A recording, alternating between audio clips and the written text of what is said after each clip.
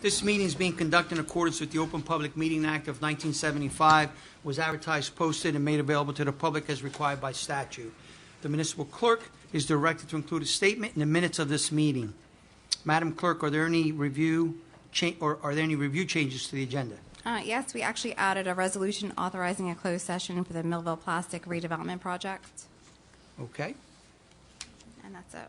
thank you. Presentations. So we'll have a shared service agreement. You read it. How about you read it? Sure. Thank you. So the first presentation is a shared services agreement for economic development between the City of Millville and the Cumberland County Improvement Authority. And I think Gerald Velasquez, We have Mr. Jerry Velasquez. As Mr. Velasquez is also preparing for the presentation, to provide a precursor to the presentation and the rationale for having added it to a work session item, while this resolution is not added on the regular meeting, it was the intent of the Department of Public Affairs, as per recommendations by our city administrator as well, in having had the opportunity to think about what our options are in moving forward in 2020 in regard to economic development. With the recent dissolution of Millville Urban Redevelopment Corporation, the city finds itself in a unique position in which the third-party entity who was working with us on economic development and providing those consultant services is no longer available.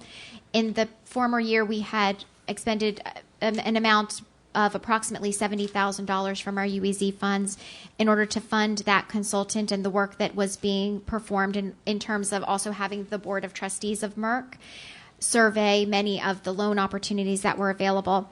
With the CCIA's prospective shared services agreement through a phone conference that was had with Mr. Velasquez and the CCIA on Friday, January 10th, 2020, the city did review some of the terms that we felt were important in having as part of a four-pronged approach to a shared services agreement. And just to provide a brief background to that, of the four items that were discussed, marketing, the approaching of the USEDA grants, the technical assistance provided to the city, and the instatement of a UEZ loan and microloan program were discussed. I'm going at this point allow Mr. Velasquez to provide an overview of the shared services agreement as presented by the CCIA, and then the Department of Public Affairs, Samantha Silver is our supervising planner, who would also be in close correspondence with Mr. Velasquez, and Janine McDonald of the CCIA will also chime in to provide more of details to the public.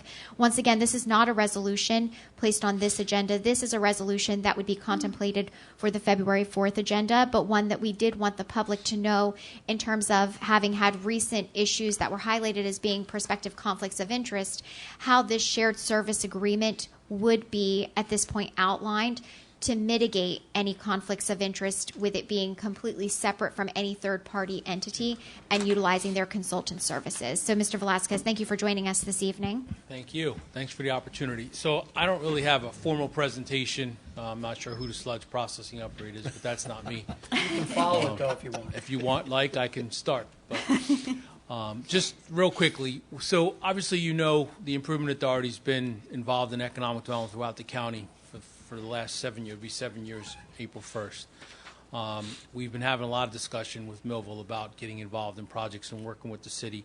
And quite frankly, this is an attempt for us to provide technical assistance to the city, essentially what it is. And really, as Commissioner kind of laid out, 4 different areas, assist with marketing, assist with small business development loans, USEDA grants, particularly with respect to the larger redevelopment areas that you're working in, and just general technical assistance. I'm not going to go through my resume. You certainly know Kim Ayers. Janine McDonald's been the director of the Cumberland Empowerment Zone, has worked with me for probably 18 years. And we have Stephen Paul, who's involved with us as well. So you'd get the benefit of all of our staff, as well as our construction management staff, our finance staff. And what we've contemplated here is really just providing technical assistance where needed, where requested. This wouldn't be a full-time situation. Certainly, if you have a project you wanted us to be involved in, we would do it.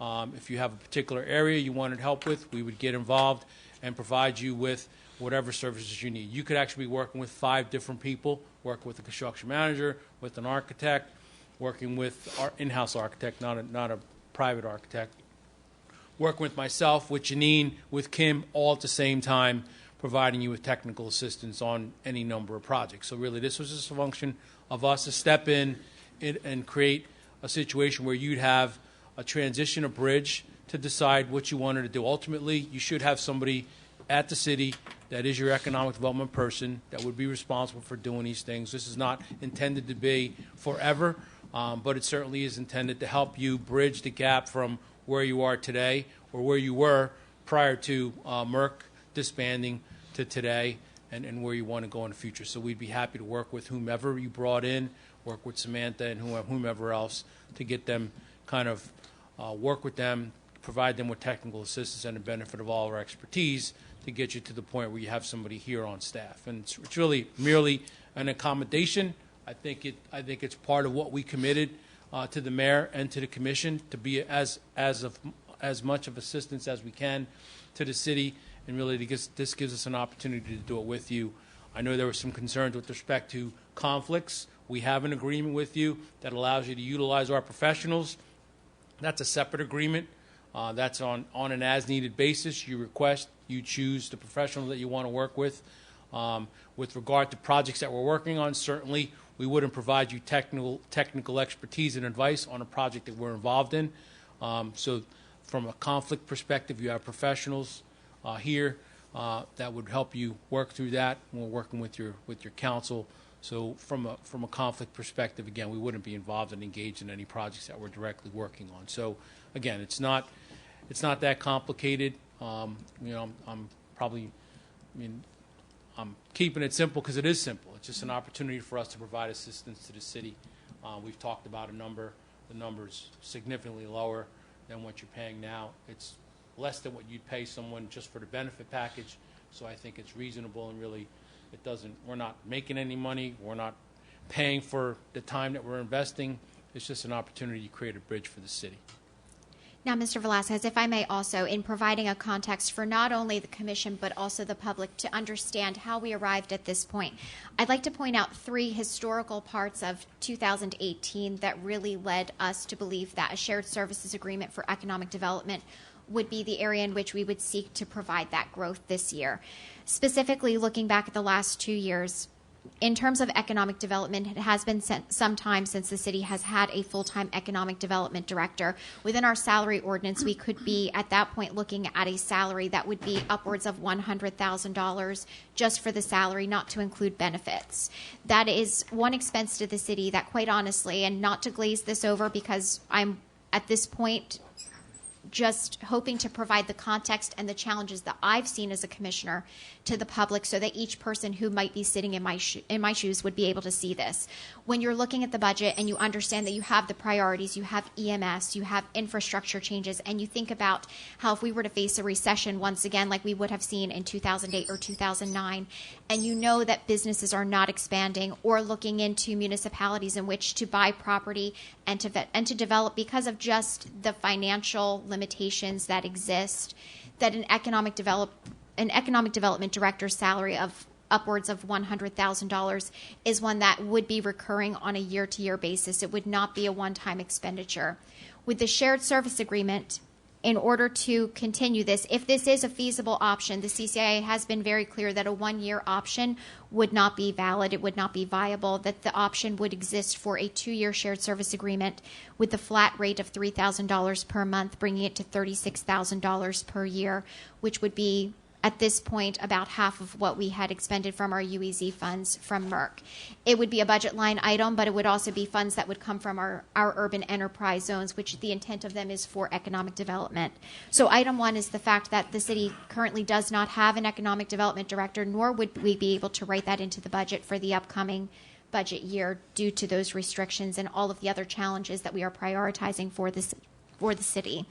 The second would be, having reflected upon the challenges that the city has quite honestly encountered in 2018, specifically and namely with the interactions that we've had with companies such as Rovignati, where we've realized throughout the process that the communications between engineering, between construction management, which we have a construction department for the city, but to look at those perspectives, engineering, construction from an economic development standpoint, to converse with our planning department, it is extremely integral that the city be able to present its capacity, to be able to present its figures in a way that these businesses can, at that point, see a snapshot glance, which is also part of the marketing strategy, and realize that they are going into an operation that is ready to support them and ready to also support that growth over time.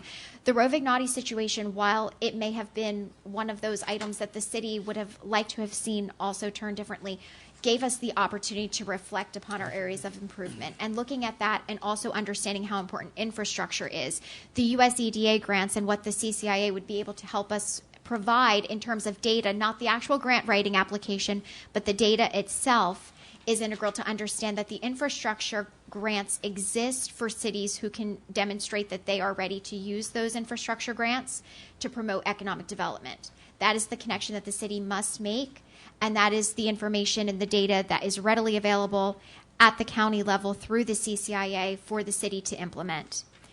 In terms of also looking at the city's structure for for economic development, it's also important to note that in the past, within our ordinance and written into our ordinance, the Industrial Commission had occupied a large part of receiving economic development. In cities such as Vineland and municipalities like Vineland, we'll see that there's an economic development director and also a development corporation, such as Vineland Development Corporation, that serves as a board of trustees who are also a part of the dialogue. That could also include a microloan program. Through working with Janine McDonald with the CCIA, we're not only providing that outlet for people to reach out to us via the CCIA, but also the opportunity for our department to help set up an infrastructure in which we can have a board of volunteers, once again instated into our ordinance, where we could also utilize that as a microloan program. The opportunity for this shared service agreement is not for it to be a one-time fix. It cannot be. The 2 years gives us the transition period to then, hopefully with the increased ratables and hopefully with the increased opportunities from things like being able to update our pump stations, that we know that we'll be able to invite new businesses, and economic development directorship would be an opportunity at that point. So looking at the four-pronged system approach, I would like to go ahead and just elaborate very briefly upon marketing. Using the CCIA's upcoming initiatives to improve their own web resources and possible print materials, the city will be included in future meetings to learn the process and interact with prospective vendors with whom the city would contract directly to initiate improvements to economic development on the city's website. Number two would being the U.S. EDA grants with the Economic Development Authority. Using evidence and data available from and provided by the CCIA, the city will seek to apply for available grants from U.S. EDA that may assist with economic development and infrastructure upgrades as related to bolstering economic development opportunities.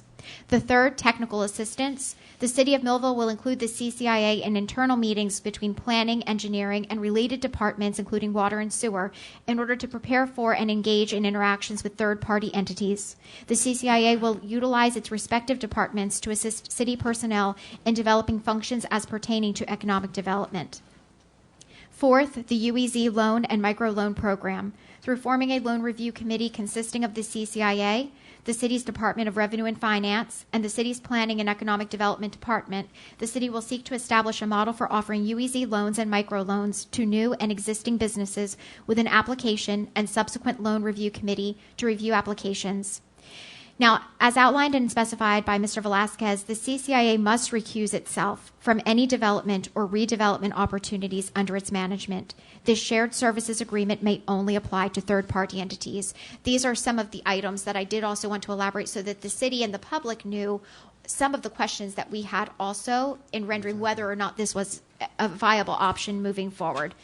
The shared services agreement will only be accepted by the CCIA with a term of 2 years.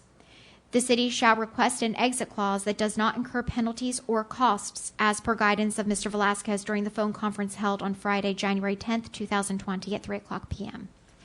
As per recommendation of the city administrator, the department should seek to establish a monthly date and time for the CCIA and the city of Millville to meet and discuss items on an established agenda for discussion by the planning department, the Department of Revenue and Finance, and all related departments when necessary. Now, in order for the public to also have a very holistic view of the shared services agreement, I have requested that our city solicitor prepare this well before the meeting that would take place on February 4th. By the end of the meeting, I'll ascertain whether or not the document is one that we may have available for the public to review. Understanding that the points of the conflicts of interest were highlighted during the previous meeting in regard to redevelopment legal counsel, I felt it especially important to ensure that this shared services agreement was provided a comprehensive explanation to the community, but also so that the commissioners, while we all have our own decisions that we must make, would understand the impetus for having researched this as an opportunity. Quite honestly, if the city cannot ascertain these services for less than $50,000 within the calendar year, my assertion is that economic development will be one area in which the city will not be able to invest any resources due to the cost of it. Whether it is redevelopment legal counsel, it's very much a time-consuming and a very expensive endeavor to have a legal counsel utilize economic development and try to seek to work on our behalf as redeveloper. Through this case, what we are doing is setting up both engineering, planning, water, sewer to work together as a team, so that way when we do hire an economic development director, that our structure here and our framework is set in place so as not to lose that time. In terms of the grants, it's been made very, very clear, and we have an understanding that the grant writing application process will not take place by the CCIA, but all of the data that they have to be available to us, and even setting up meetings with the USEDA, would be one that we would be able to, at that point, interact in the process, and would be one that they would be able to help coordinate that for us, as well as the marketing. If there should be any marketing, print, web resources that should be used, it would be up to the city to contract with the third-party provider in order to have those resources disseminated, which we've seen even based on some of our neighboring municipalities with Vineland's website. We've seen leaps and bounds in terms of presenting economic development. At this time, I would certainly invite the commissioners to provide any questions to Mr. Velasquez or myself regarding the shared services agreement. No, can I make a comment, please? That was extremely comprehensive, Ashley. You answered all the questions as I was coming up with them during your presentation, even before I asked them. One question I have is concerning the grant writing. I know that you won't be doing it, but do you have services to offer us to help us accomplish that goal?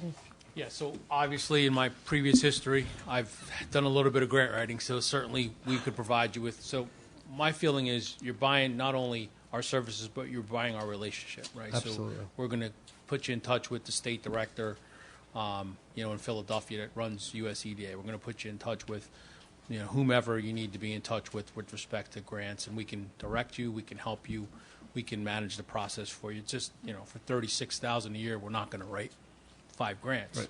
But certainly we can get you to the water, and you can figure out how to go from there. And also, too, as a cost savings, understanding that the municipality has multiple expenses that we are encountering every single year. Even our city administrator and myself had discussed that, given the information, which the research and data stage is perhaps the most expansive part of it, the one that takes the most time, having that data, there are city personnel that we would be able to utilize in order to formulate some of the grants, but also having that connection to make maybe the first contact for certain grants would be certainly one that would most likely, we would hope, increase our chances of being considered as an applicant. Yeah, so we agreed, even though we wouldn't write the application, we would review it and edit it and mark Right. it up. The other point I want to make is the fact that we have a comprehensive entity like CCIA that's able to plug all those pieces together. When a deal is coming out, that's a great opportunity for our city to take advantage of. And the price is, as she said, I mean, it's probably the amount of what a health care package would cost. So all around, it seems to be a great idea to put into place. And thank you also for making the point that I think some of the people in the public had questions when the deal actually involves CCIA. They're going to step out of it, so there's no conflict of interest. So I think you've covered that as well. I just also wanted to make very clear that while this is not a sales pitch for me, this is my department, and I realize its limitations, and I also realize the limitations that we face as a municipality.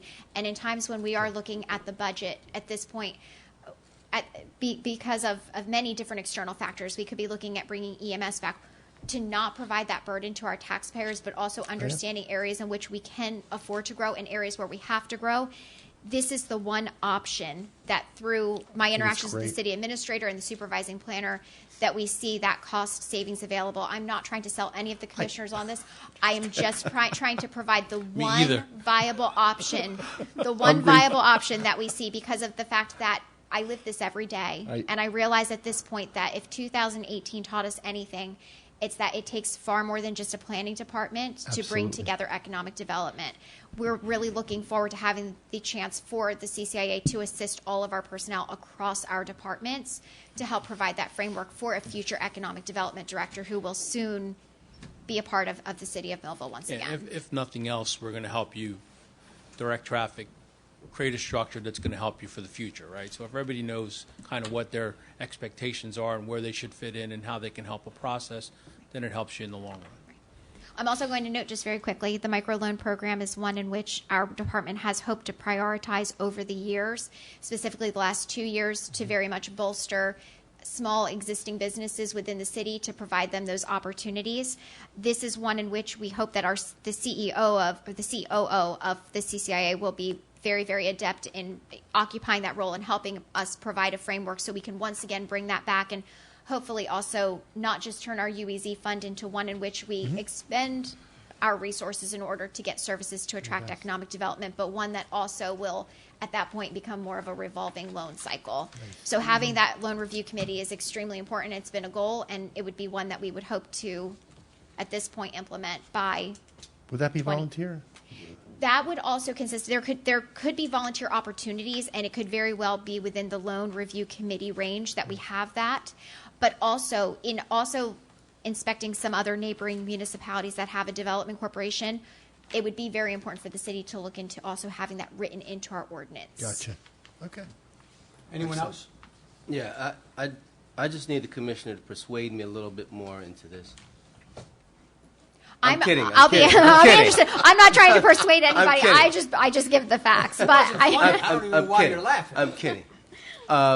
Seriously, though, thank you, Mayor. I just want to say I'm really excited about the process. I'm really excited. A great job on what's to come. I just want to know, moving forward, how would we be able to follow the communication on what's happening, or as to assess what's happening as things are going forward? it's extremely important to note that the monthly meeting will be integral in not only keeping us on pace, but also having that set agenda. So, for example, especially as pertaining to engineer, water, and sewer, to invite those departments to also be a part of it, or if they have questions, especially pertaining to infrastructure, if there are items that we can look into as far as whether it's the grant cycle or whether we know that we have interest from businesses, that monthly meeting will be integral, and one in which, through our city clerk, while there may be 2 commissioners present at the time, that it would be one that would be communicated to other commissioners. But the monthly meeting will be the one that not only keeps us on task, provides us a forum for our departments to discuss that, but that's also going to be that checkpoint. Exactly. So the monthly interactions will be important. We know for a fact that our planning department will be reaching out to the CCIA most likely every single day for one thing or another. We can be sure of that. It's very much an ongoing line of communication. As far as actually making sure that we're accomplishing the checkpoints, that monthly agenda item will be very, very important. It'll be integral to the process. And that price We'll- is locked in We'll for know 2 about years. that through emails, or how would that be done? That would be something that through our planning department we could provide an email update, not only of the agenda but also the minutes from the meeting to provide updates. And that's a very good point. So we're gonna work through whomever you select as your point person, and we've selected Janine McDonald to be our point person. Those two will be communicating, and our information will disseminate to that particular individual, and that individual will have the responsibility of passing that information along to the city. So we don't want to be in a position where you found something out or you learned something, or Exactly. it's easier for us to give it to one person and have that person responsible for disseminating to the city. It's simpler, easier, and we know that we have one point of contact. I hope that happens for all departments. That's how we should be communicating. Anything else, Commissioner? I'm smiling because that price is Nothing locked else in for me, Mayor. for Okay. $36,000. So congratulations to Commissioner Udalvis Very and much her so. group. And Samantha, this should have happened 6 years ago when CCI was just in Millville. We were missing out on this partnership on a neighbor who was here to do good for us, not for us personally, but for the citizens of Millville. So I am so excited because I've known Jerry. I know who Jerry is. I know what he's about, and he's nothing about doing good for communities. And that only shows in the success that the CCIA has had, known throughout the state of New Jersey for setting models. So right here in Cumberland County, and we Millville, we've been washing them away. But thank you, Commissioner, and your staff for bringing them along. The best part about this is savings. Here we are again. We're saving money for the people of this community. And the partnership is going to be nothing but positive stuff. So I see nothing but great history being made here on economic development. I also like the term that Commissioner used as moving forward. We're going to be moving forward in a positive way because CCIA and Jerry Velasquez and his staff is all about winning. And that's what I like. They're about winning. They don't take any task on without winning. So I'm very proud of your department and you, Commissioner, for bringing this on. And adding my departments, engineering, water, sewer. That's awesome. You know, you're not just going into one department, but you're taking along 4 other departments for the city of Millville. So congratulations, Jerry. You know, I appreciate what you're going to do for us, and I just see nothing but good things with the CCIA. Thank you. Thank you, Commissioner. Thank you, Mr. Velasquez. So once again, to note for the public that this resolution would be introduced on February 4th. And with the conclusion of this discussion item, Mr. Mayor, Thank you. move on to presentation item 2. Yep. Madam Clerk? Second item. Jerry, you don't have to stay. I know you're a busy man. You got to go to a basketball game for your child, so I understand that. Been there, done that. I'll see you. Thank you. All right, so the second presentation is by Sal Goya of the Sewer Department Superintendent regarding the sewer utility sludge processing upgrade. So, It's Sal? your turn, Sal. Yes, I'm here. I have a small presentation and a bunch of handouts, and I'll explain some of them as we go through. I'm here because we have a concern and a problem down at the sewer plant. And we have a problem with the sludge processing. We're at capacity right now. We process 5 days a week, and if the city wants to bring more business in, we need to upgrade the sludge processing. And here, I'll start the presentation. The first slide just tells you a little bit about the machines we have currently. Then we have belt filter presses and gravity belt thickeners from Conley Sanderson. They were installed in 1992. They're almost 30 years old. We spent over $70,000 in the last 2 years repairing these just in parts, not including my men working on them, labor. We do everything in-house, maintenance-wise. They're open, and you have odors, and it creates a mess when the sludge gets on the belts. If it's wet, it kind of splatters all over the place. And our solids are kind of low. We create 16 to 22% solids coming out of it. Most places will only accept our sludge if it's over 18.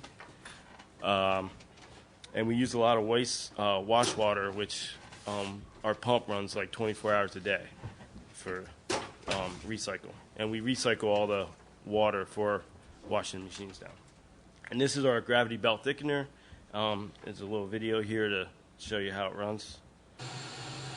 This is the waste sludge that we balance out to balance our sewer plant out. We waste it every day to kind of keep the inventory down on our sludge to make the plant run efficient. And it's just gravity belt. It goes across the belt, the sludge, and it drains, and then it goes into a hopper that gets pumped to our holding tank, as you can see. Yes. And you can see this is the first process. It gets kind of dry, and then you can see all the water underneath where it's draining.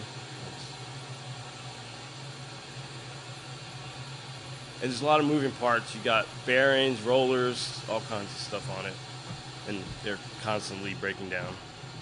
And there's our pump that sends it to the holding tank. And then this is our, this is our belt filter press. This is our final product. This goes to a dumpster that goes to the ACUA 5 times a week, dumpster a day. And it gravity across the top, and it drains the water out, and then it goes through a bunch of rollers that kind of squeezes the sludge out and presses more water out. But like I said, the cake solids are like 16 to 22%, and a lot of places won't take it unless it's over 18, and it's really costly, as I got in my pamphlet to show you. If it's below like 20%, it's real costly. There's no video on that. I mean, audio, but see, there's a lot of rollers, and the sludge goes in and out of the rollers to squeeze it. And it goes into the conveyor belt, and then it goes outside, and then it gets hauled away.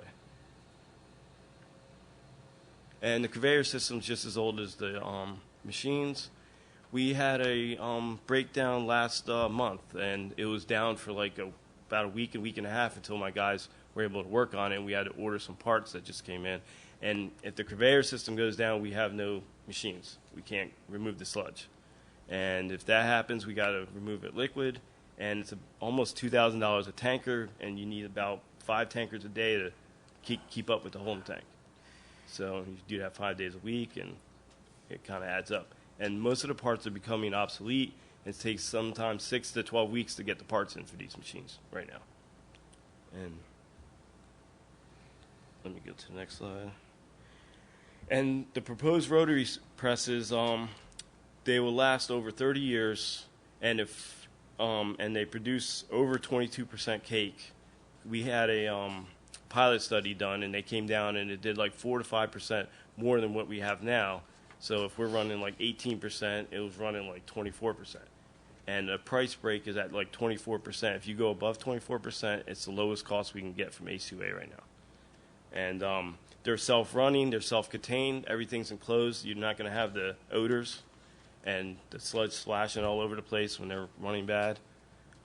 They're self-operating too, so I can have my plant operator run the machines and operate the plant at the same time, because once they're started, they kind of run themselves. Right now, I have an operator there the whole time, because one little breakdown, it could destroy the machine. And there's little wash water, so I won't need to replace pumps for the recycle water, because it only uses at the end of the run once a day. And it'll eliminate overtime because they're self-running, so my plant operator can run them as he's operating the plant. And here's some pictures. We went to PA to visit a plant that had them.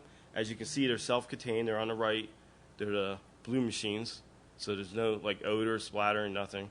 And on the left is what the product is. It's like dirt coming out, so it's much drier than what we have now.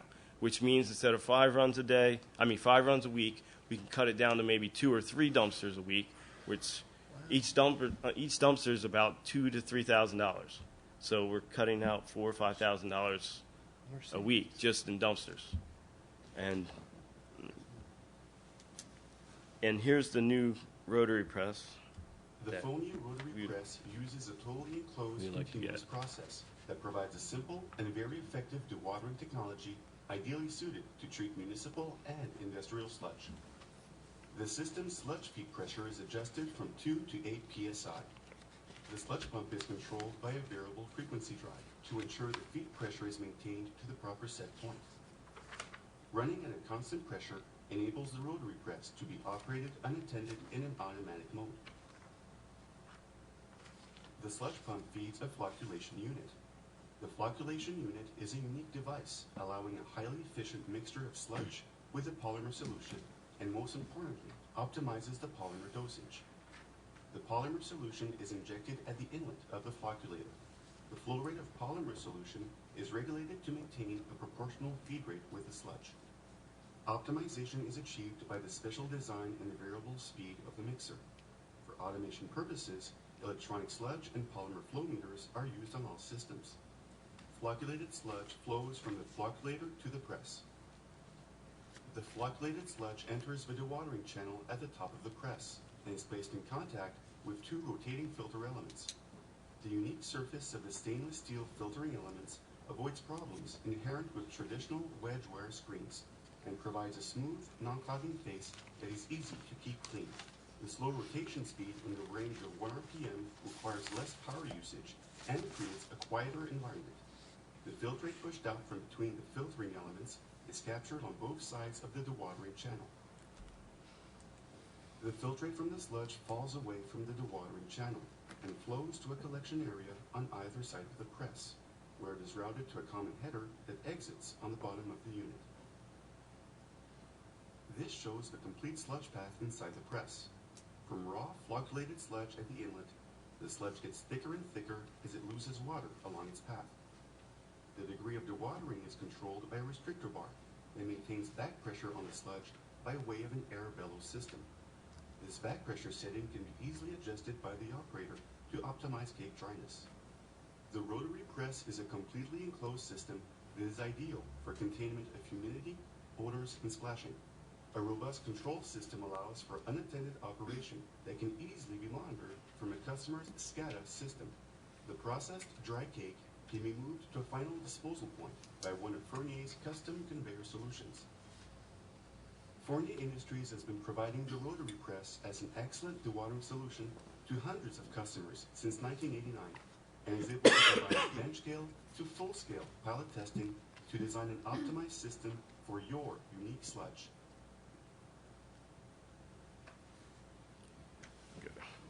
Yep, that's the new presses that we would like to get.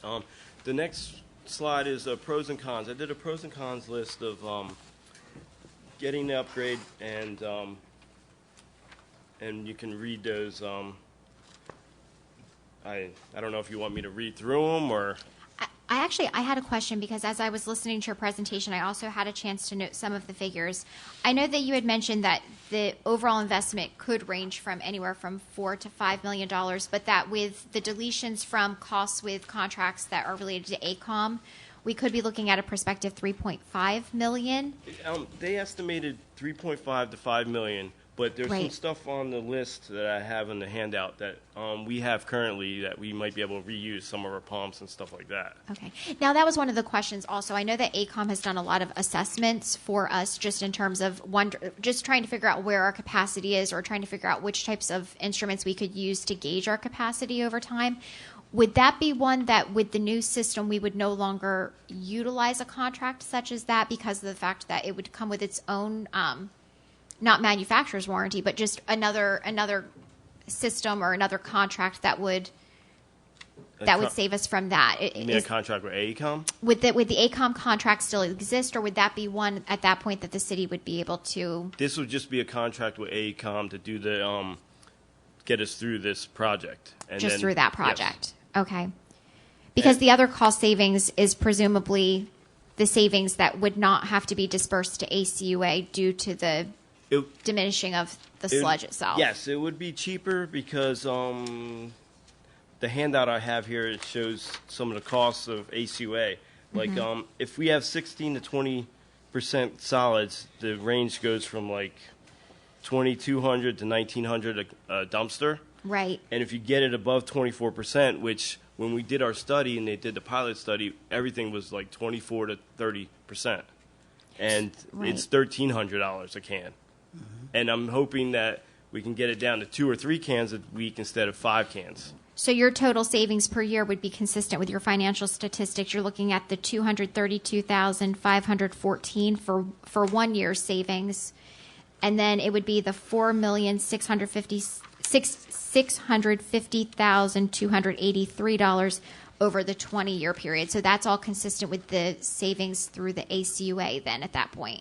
Yes, and that would include not having overtime for the current machines we have now because we run them like sometimes 14, 16 hours a day because it doesn't create dry cake, and these are going to be self-contained and they're going to be self-operating.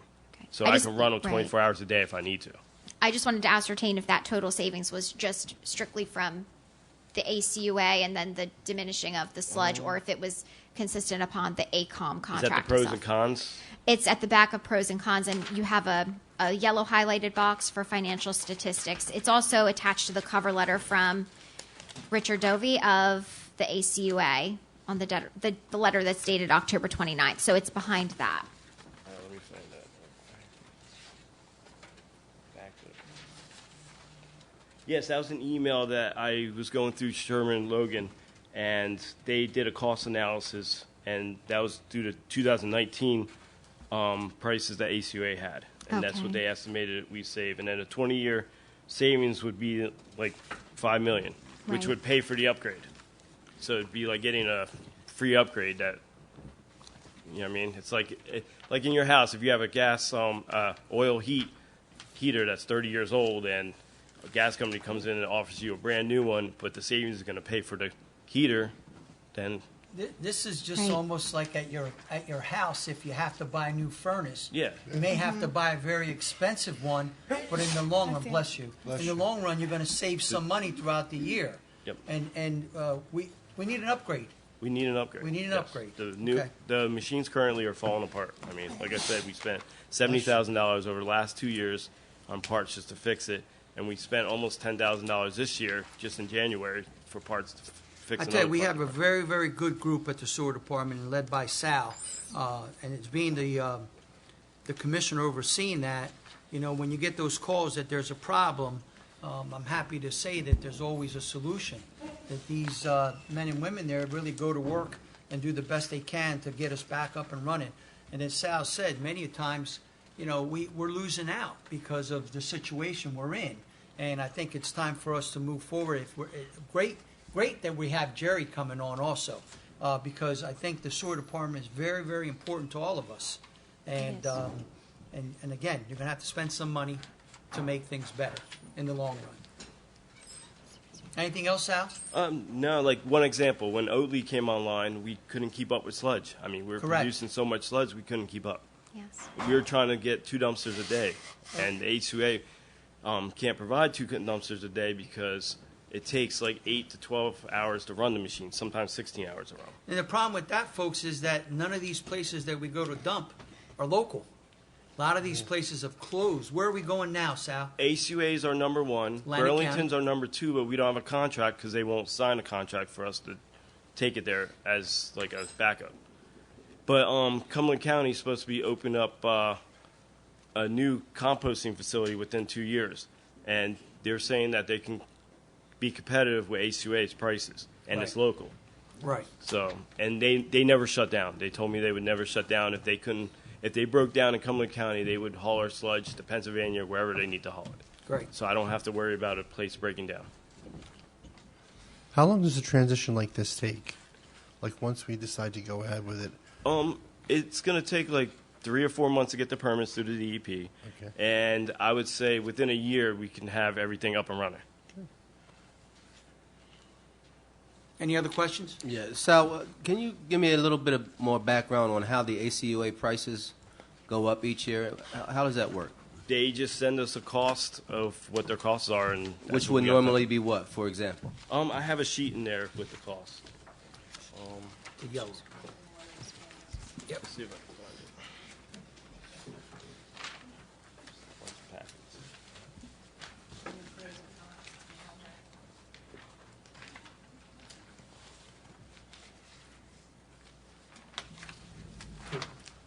That's the rate, that's the 1394.68, the 24%? Yeah. Right, and as you notice, if Yeah. we're now processing it 18 and 20%. That's So where we're at paying currently. A lot more than if we could get it drier. Because we can't get it drier. 4%. But as you can see in the first paragraph, they just decided to raise their rate to 2.29% this year. They raise it every year. And So we're only hurting ourselves by not doing the upgrade because we're just paying, you know, unbelievable. And if you want food processing facilities, you need to have Well, the capacity to when you're invest. talking about the overall picture of economic development, as the commissioner stated earlier, we need to keep up with what's coming in. If we don't, then no one's going to want to come. And that's the situation that we're in. yeah, on the second page after the ACUA paper, it shows a map of all the places Yeah, I that saw process sludge. And you can see I wrote notes. Most of them won't take sludge. Anything else for Sal? And do we have a listing of the, you said we would save 200,000 to 250,000. Do we have a listing of what that would be? Is that listed in here anywhere? There's a cost analysis in there.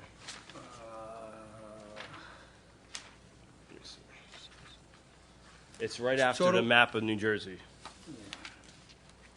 That's how much our current machines run at, and the new machines would run at 268,000 a year. And that's adjusted with the new probable rates. No, that's not adjusted with the 2020 rates.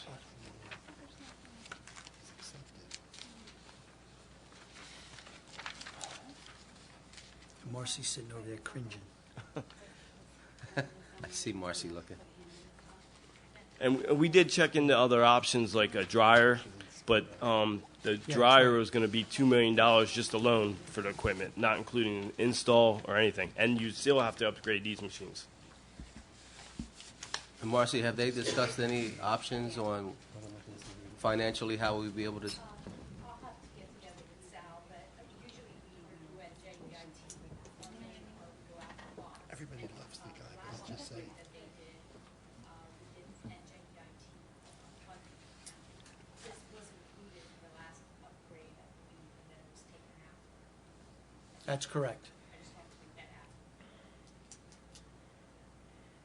You're right. So I'll get together with Sal and Absolutely. if you want to proceed with this. But normally, we don't do any bond ordinances until after the budget is adopted. Correct. Because it should be included in the capital plan that I'll be submitting to the state. Okay. Thank you. Any other questions? Sal, anything else? No, anytime if any of the commissioners or city administrators want to come down and see what we do, I mean, I'll be glad to give you a tour and show you. Make them wear the outfit. That's it. And I did include a packet to show you how the sewage comes from your house Yes. to the plant. So Got you it. can kind of see how our plant runs. Great. Thank you, Sal. Appreciate it. Thank you, Sal. Great presentation.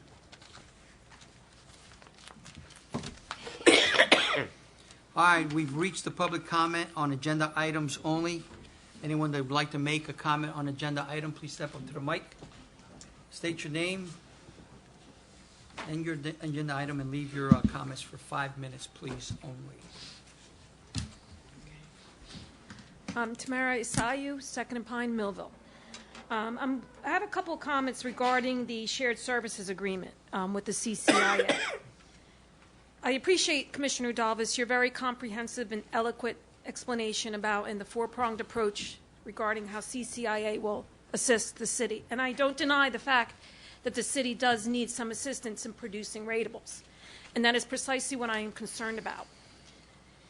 CCIA has not produced any ratables, okay? CCIA has produced nonprofit organizations, buildings that are owned or maintained by nonprofits, okay?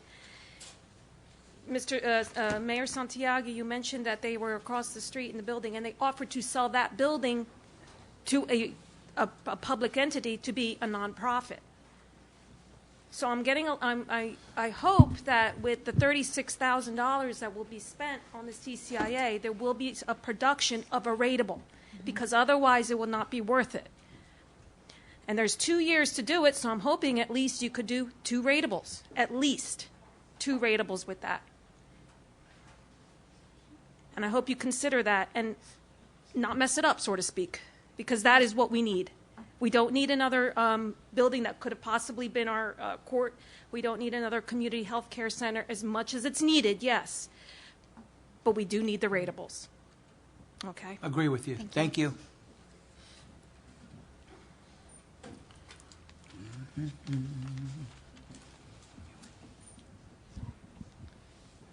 Good evening, Kirk Hewitt-Moore. Again, just coming to watch, and here we go. Yeah, talk about ratables, and the presentation brought it to my mind. We're looking for people to come into town.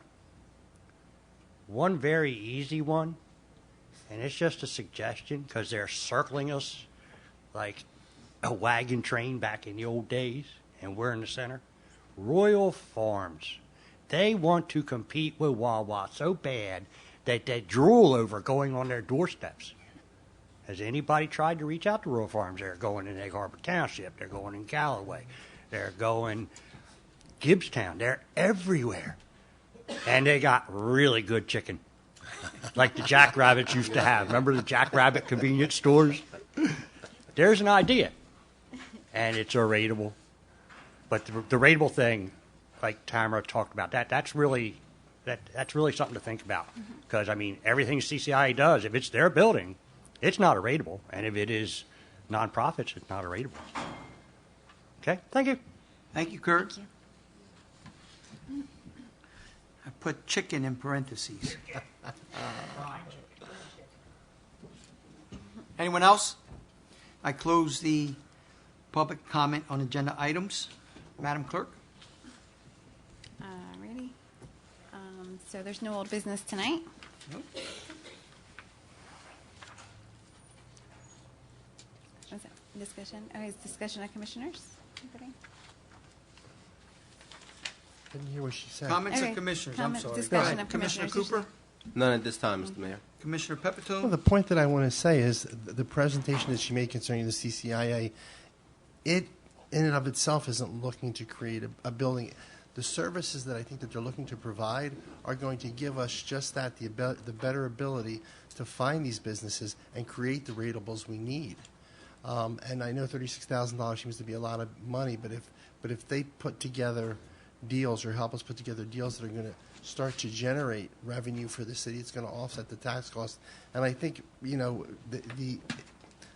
for the cost, I think it's going to be well worth the investment of what they can bring in to help us put together for the city. That's just my comment. Anyone else? I just have my comment, but I'll just wait till my discussion. Go ahead. Okay. So I would also like to echo in terms of, while this presentation item was also intended to just advise the public of the status of the shared services agreement, hearing the public also comment and provide that the ratables are what we're looking for, you're 100% correct. That's the whole impetus for doing all of this, is to bring in ratables that will help to offset the tax base, so that we're not looking at the taxpayers constantly absorbing the costs of things like the infrastructure improvements. So you are 100% correct, and for us to evaluate that monthly on that basis, but also to look at it over an annual term and decide whether or not the shared service is yielding all of the dividends that we would hope it to, are very important. So I would also like to speak to that. In terms of also, we did have some public outreach regarding our zoning ordinance that's going to be read on first reading this evening. I just wanted to advise the commissioners that we do have an email update that was providing that the draft ordinance has been uploaded at this point in time. It'll be available for first reading this evening to be provided to the planning board. When I do read the ordinance on first reading this evening for approval, it will also state that the second reading of the ordinance, it will be set for March 3rd, 2020 of the commission. It also provides that there'll be a public comment and a public feedback portion, not only combined with our meeting that will come up with the second reading, but also with the planning board meeting. So I would certainly invite any citizens of Millville interested in learning more, providing feedback regarding that zoning ordinance, to also attend our next planning board meeting that will be held on the second Monday in February. With that being said, unless there's any comments from our supervising planner regarding the ordinance, that would be wonderful. Thank you.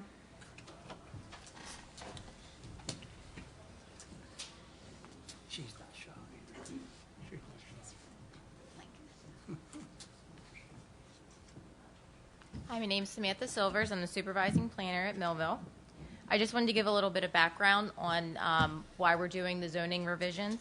Back in 2015, the city contracted with the local planning services through the Division of Community Affairs, New Jersey State Office. And we contracted with them to redo our land use element. And I think that started right about early 2016. And by resolution, the City Commission started a working committee to work with the Division of Local Planning Services. And that included representation from the Planning Board, the City Commission, the City Solicitor at the time, and planning staff. And then the working committee, with the guidance of the LPS, Local Planning Services, they looked at the situation of the city in regards to residential uses, economic development, demographics, and they held public forums. We held them out on G Street and 10th Street. We had a really good turnout, actually. They divided it into different groups and talked about what we thought were the main divisions of land uses within the city.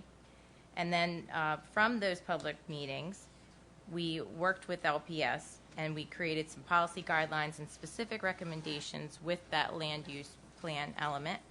That was adopted by the Planning Board in January of 2017. And the goals specifically of that plan, I'm going to read them, and then you'll kind of see later when we go through the actual ordinance updates how they relate.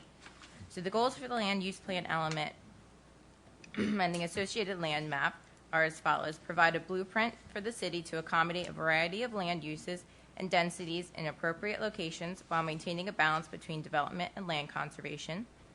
To protect open space and critical habitats around the Mars River and preserve the remaining active farmland by encouraging low densities or cluster development in rural areas.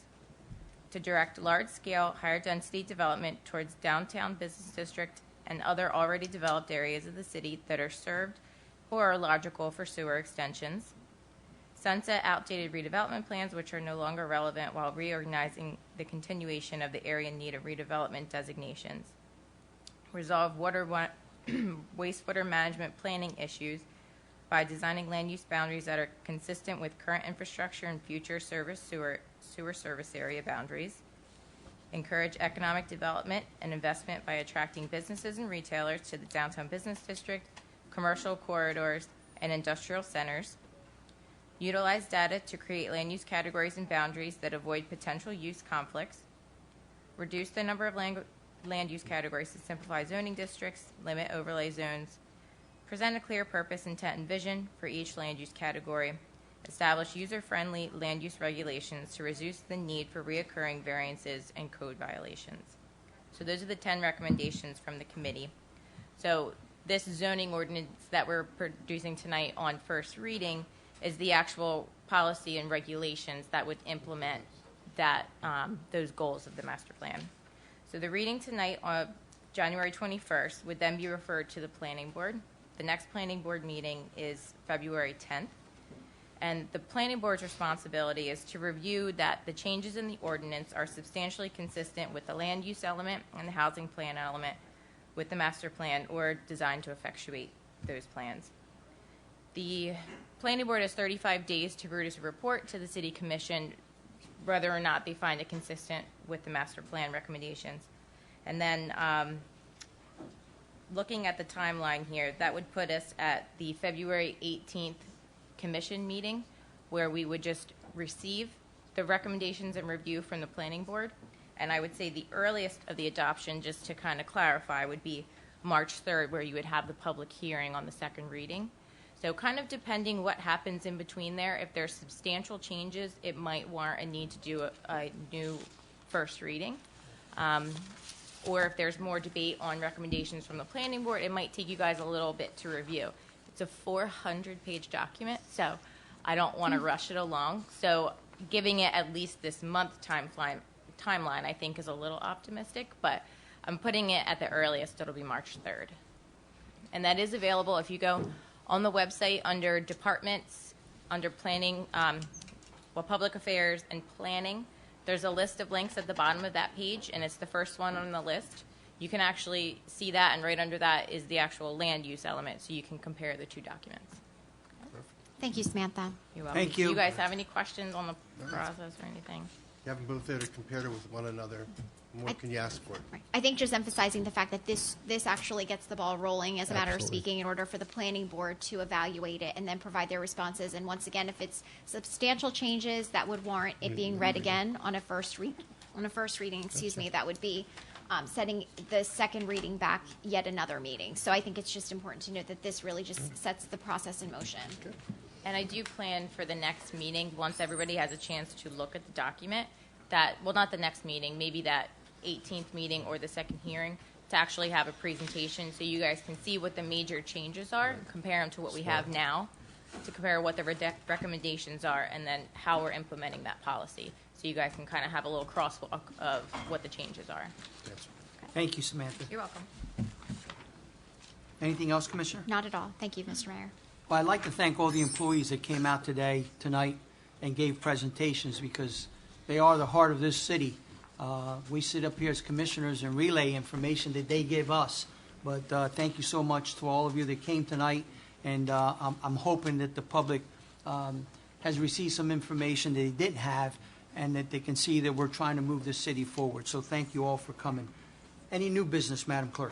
No new business, Mayor. All right, we've now reached the public comment portion of our meeting. Anyone that would like to address this commission, please go to the podium, state your name, and address your concerns, and please limit your comments to approximately 5 minutes. Thank you. Thank you, Brian. Thanks, Sam. Good evening, Kirk Hewitt. I'm just going to take some time today to give some thoughts. We're at the halfway point of this commission. So here we go. There have been some good, some indifferent, some real bad decisions made by this commission. I would like to believe we can all agree on that, as would be with any prior or future commissions. So to my thoughts. I was born and raised in Woodbine. I've lived in Millville for over 25 years. Yeah, most of you don't know that. I remember another Millville. The Millville that every Saturday morning as a kid, we would come to Millville for lots of things. So my grandma would stop at Garrison Sunoco out on South 2nd Street to get gas, and us kids would get some penny candy. Then we go to the Crest store down on High Street.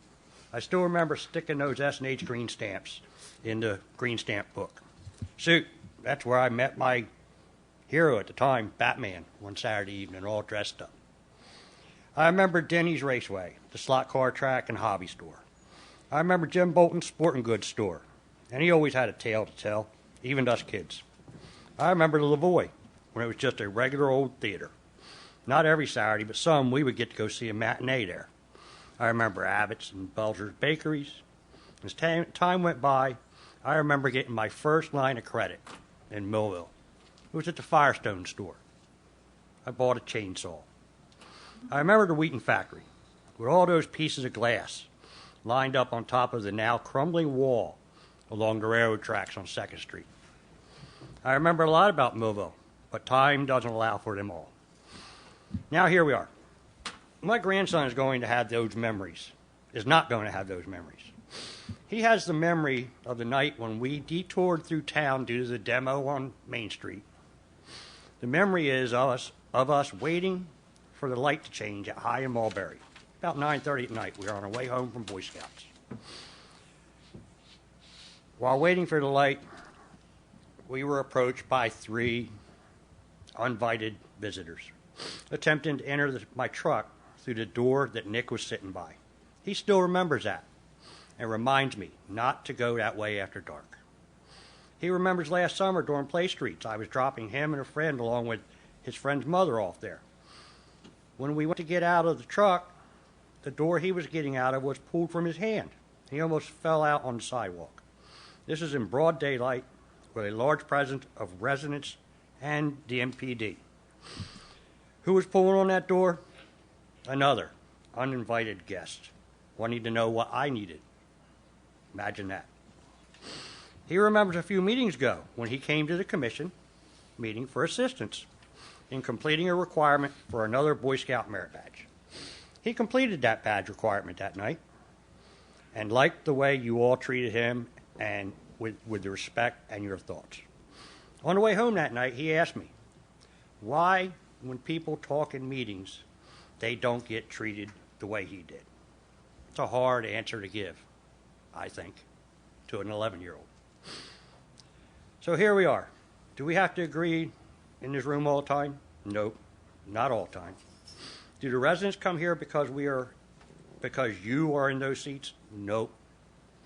To be honest, there were more here each meeting with the prior commission, with the exception of 3 nights I can remember with this commission. The point here is, I don't come here to, as folks say, make trouble. In 25 years of living here, I can remember coming to this meeting room 3 times, until 5 years ago. I didn't agree with the conversation in these chambers and on the street. Full disclosure, it was the shot spotter discussions.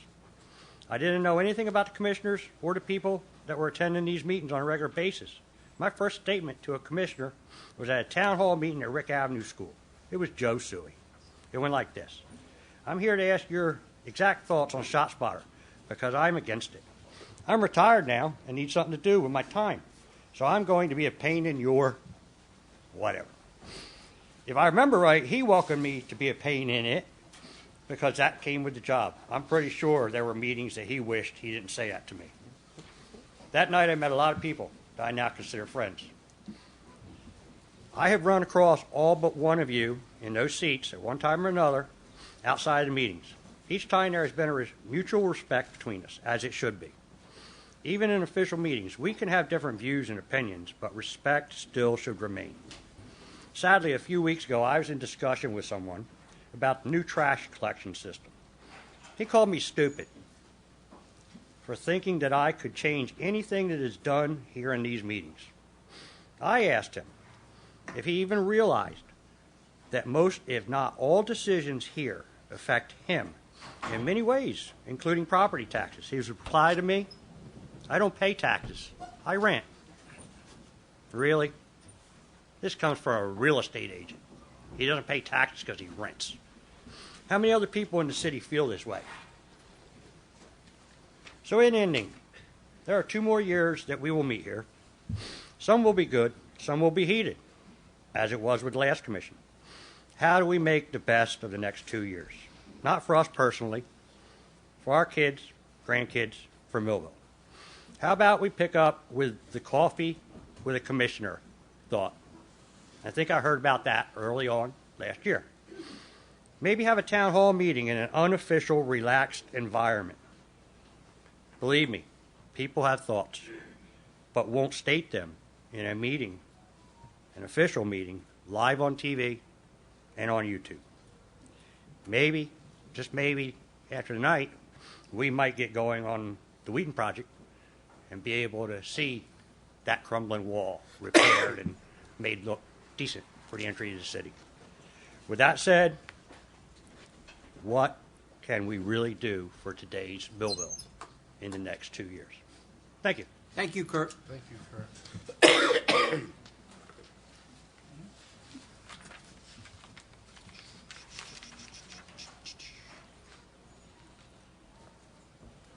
Anyone else? I close the public comment. Comments of commissioners. Commissioner Cooper. None at this time, Mr. Mayor. Commissioner Pepito. None at this time, Mayor. Commissioner Udalvis. Not at this time, Mr. Mayor. Madam Clerk, can you read the resolution, please? Okay, we have a resolution authorizing a closed session for the following matter: Millville Plastics redevelopment project under contract negotiations, attorney-client privilege, and the deliberative process. Make a motion for this to go through. Second the motion. Any comments? Roll call. Commissioner Pepitone. Yes. Commissioner Udalvis. Yes. Commissioner Cooper. Yes. Mayor Santiago. Yes. Motion carries. All right, folks, we're going to go into closed session. We'll be back. Hopefully, we'll be back before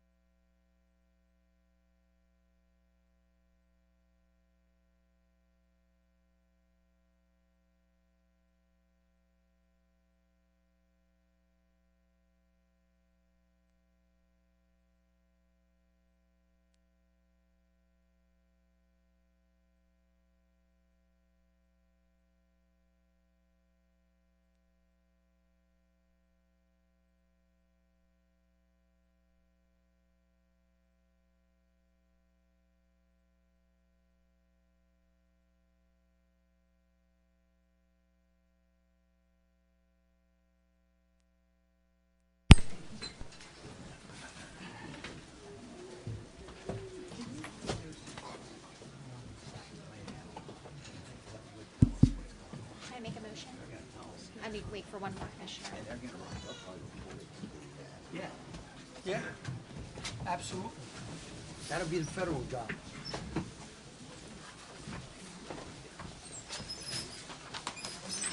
Okay, motion to close the backroom meeting, The work session, actually. work I session. make a motion to close the closed session. Second motion. Any comments? All in favor? Aye. All in favor? Aye. Aye. Aye. Thank you.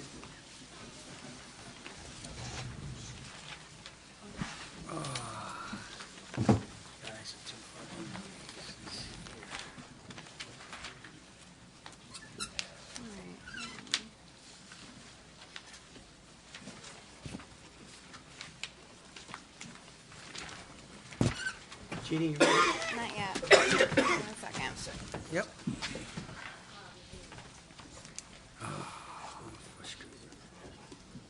It doesn't, if we don't require it, I think she crossed it out, actually, because it comes right out of the, yeah, she crossed it out. Because it comes Are we right out within of the, fire the code? billing. Okay. Mhm.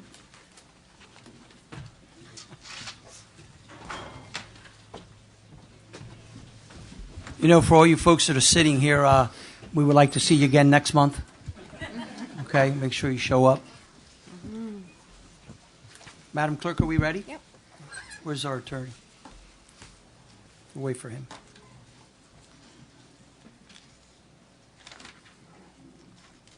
All right, we'll start. Welcome, everyone, to the City of Millville Regular Session Commission meeting for January 21st, 2020, not at 7, but at 7:33 p.m. I call this meeting to order. Roll call, please. Mayor Santiago. Here. Commissioner Pepitone. Here. Vice Mayor Parent. Commissioner Udalvis. Here. Commissioner Cooper. Here. Reverend Murky? Is he here? No? He's not. Okay. All right. Do we have a substitute for Reverend Murky Not here. to do the invocation? Don't raise your hand all at one time. There you go. Pop up. I like that. Thank you. Can we all stand, please?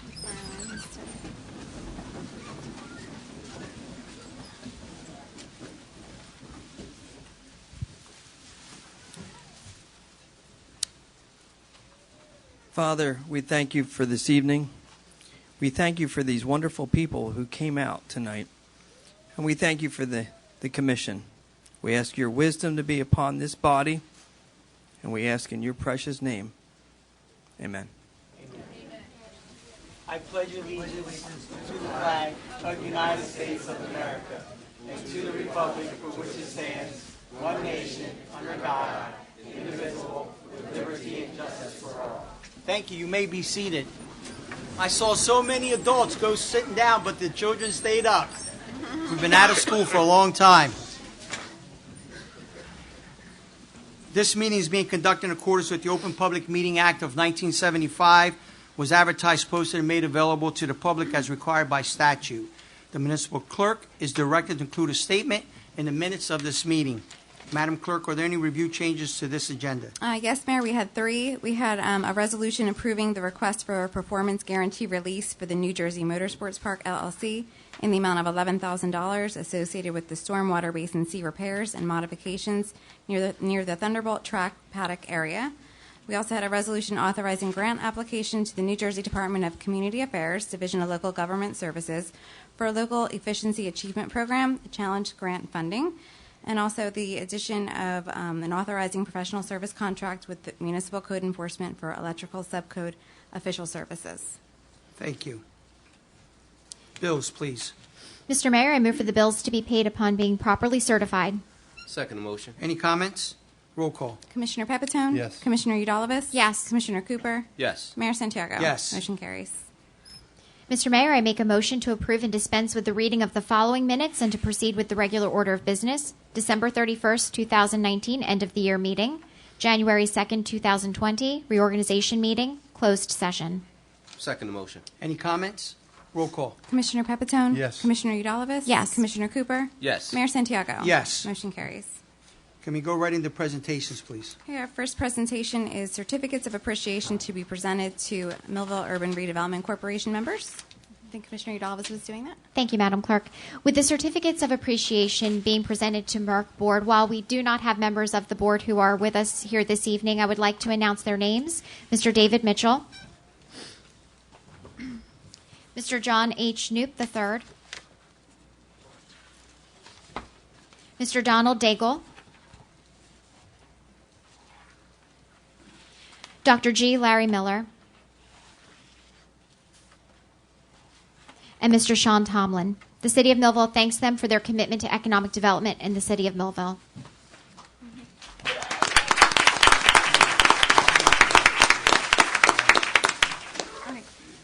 Is our Eagle Scout here? I see one in uniform. Yes, come on up.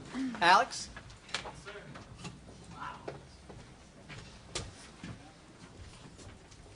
Yes, sir. Chief, did you hear that? How you doing? Good. Have a little presentation here for you. First of all, and this came from our solicitor, if I remember correctly. This is the Declaration of Independence and the Constitution of the United States that we would like to give to you. Thank you, sir. You're welcome. So here's your proclamation. Whereas Alexander Craig Brown is currently a junior at Millville Senior High School. Whereas Alexander started Boy Scouts in the Violent Pack to as a Wolf Scout, he continued in scouting and earned his Arrow of Light and Pack 10. And whereas Alexander volunteered to become a den chief for the Webelos, serving the position of 2 years of continuous assistance to the Webelos den. And whereas Alexander has worked for 2 years at Camp Roosevelt in Alloway Township, New Jersey, teaching scouts different nature merit badges. And whereas Alexander did his Eagle Scout project at the Cumberland Rifleman Range, I believe, in Millville, New Jersey, Alexander cleared out an area where he built an outdoor educational area with picnic tables. The classroom will be used by instructors for teaching and displaying gun safety. Whereas Alexander has done some station work, I guess, in the area of Cumberland Rifleman that was previously burned out by wildfire. Now, therefore, be it proclaimed that the Board of Commissioners of the City of Millville do hereby applaud Alexander for his achievement of an Eagle Scout and thank you for your time and effort as he has put his community first. Congratulations.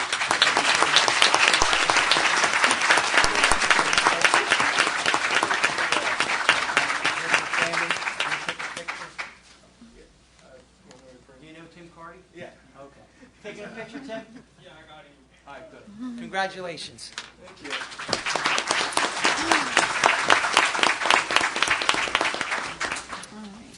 All right, the next presentation, All right. Madam Clerk. We have Commissioner Pepitone and Chief Arabella to present certificates of appreciation to the active shooter drill participants and PAL.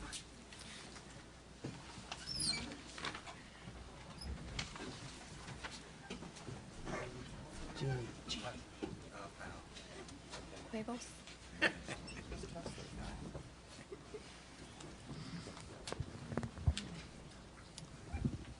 About 4.5 years ago, a conversation occurred between, from what I understand, Ms. Kessler and our police chief about PAL, and the comment was made, police are missing in this acronym PAL.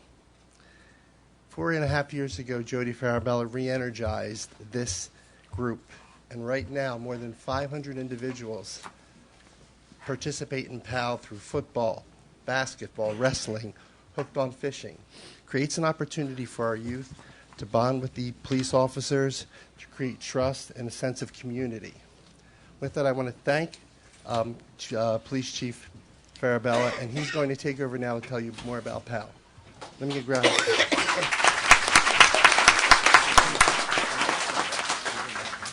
Okay, that's all I had to say. Everybody can go home. But I do want to say, wow, look at how packed out this house is. And just what our commissioner said, Joe Pepitone. I remember actually me, Mike Santiago, Mayor Santiago, when I was probably captain, went to a PAL meeting. And when I went to a lot of meetings at first to see what Millville was all about. And when I sat down with PAL, I remember Judy saying that to me. She goes, the P in PAL is absent. And I caught me by guard. And I always say this. She goes, the police. And I said, well, I'm going to make a personal commitment that we're going we're gonna work in that direction. And I tell you, in 4.5 years, it's unbelievable because, and I want to recognize at a later time, and I'll have you guys probably stand up, our PAL board members, because they kept it together when we wasn't successful as we are now. I'm very excited. I know we've been here, guys, already a while. I'm going to be as fast as I can, but I'm going to give a lot of different blends of awards out tonight, with our PAL program. We're going to talk a little bit about this active shooter, and of course, one of my things dear to my heart is obviously a life-saving award where these officers are very deserving. I'm going to start off with our wrestling program, and unfortunately, I'm going to talk about, and this is another thing that's every year something new comes about PAL, and we have a wrestling team now, and it's so awesome, and we have 30 kids that participate in our wrestling program. We have 3 females who are wrestling, and it's just growing better and better. I talked to Vic Vasquez. He's one of our coaches, and I have certificates for those guys. But unfortunately, those coaches, Vic Vasquez, Vince DeVita, William DeVita, John Paul Jaquette, who I want to thank them and honor them for those being coaches for the wrestling team. Yes.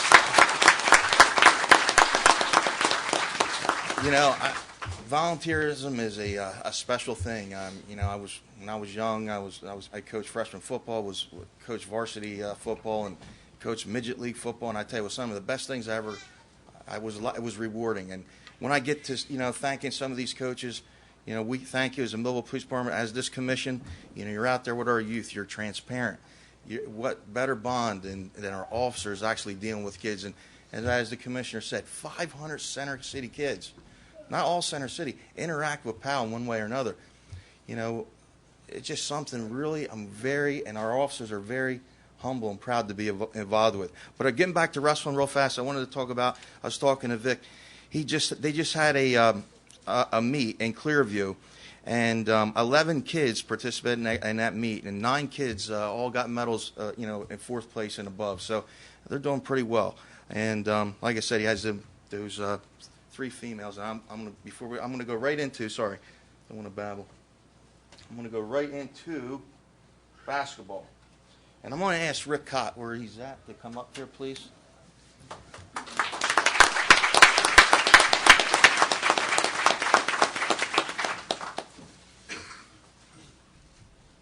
All right, Rick Cott. When we had our first meeting with PAL, I went back to the station. I said, okay, because with PAL and our coaches, they're just people you have to find within your department who's going to do well at that job. And I have a lot of officers, men and females, that I'm very proud of. But Rick Cott, he was just one of those guys. I happened to bump into him on the hill, and I said, yo, I need you for 2 things. I want you to help me with PAL, and I want you to help me with being a school resource officer. I'm not even going to say what he said, but he thought I was fooling with him. And I said, no, I'm serious. He has done an outstanding job. He's one of those guys that also brings transparency to the community. He's helped out with our football league, our basketball league, and I'm very happy to have Rick Cott on my side, or our side. He's going to be with us for hopefully another 4 years. If he wants to stay longer, God willing, we'd love to have him. But I would like to I'll go over all the coaches who helped out, and then I want you to maybe give a little talk about PAL and tell them some things of where we're going and some future things we're doing. Basketball coaches, I would like to recognize Officer Kenneth Sheritz, Officer Dominic Santiago, Officer Sean Scott, Officer Joseph Fogg, J.T. Burks. And guys, maybe if you don't mind, the guys that are here, I know some officers couldn't be here, and I know some people couldn't. Could you please, when I call your name, maybe come up front so you can be recognized?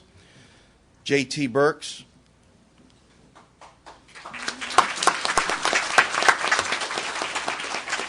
Commissioner Bruce Cooper. You know what I mean? Jesus Brown. Ben Edwards. Darrell Anderson. Arthur Ackerson. Willie Wright.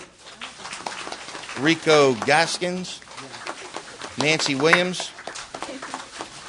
Jamar Yancey. John Bogan, T.J. Smith, Dallas Preston, Tracy Cornish, Darrell Galls, Javon Pierce, Jeremy Miller,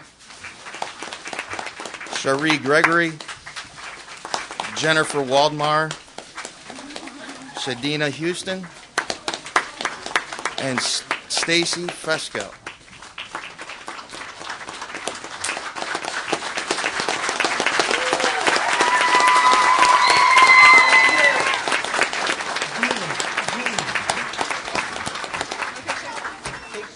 And you want to talk about interaction with our community? We have a commissioner, Bruce Cooper, one of our commissioners. He's also a coach with our traveling team. He coaches our 14 to 17 group. I tell you guys, and I don't want to steal everything from Rick, but look at those cheerleaders over there. I can't believe it.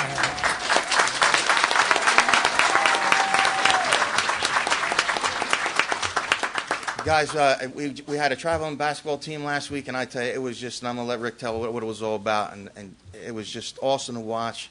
Last year we went to the championship basketball, and it was a nail biter. I tell you, you would have paid money to go watch that stuff. So, good stuff. Rick, I'll have you talk a little bit. Right now, I'm not feeling the best. I need a little motivation. Cheerleaders? We are royalty! We are royalty!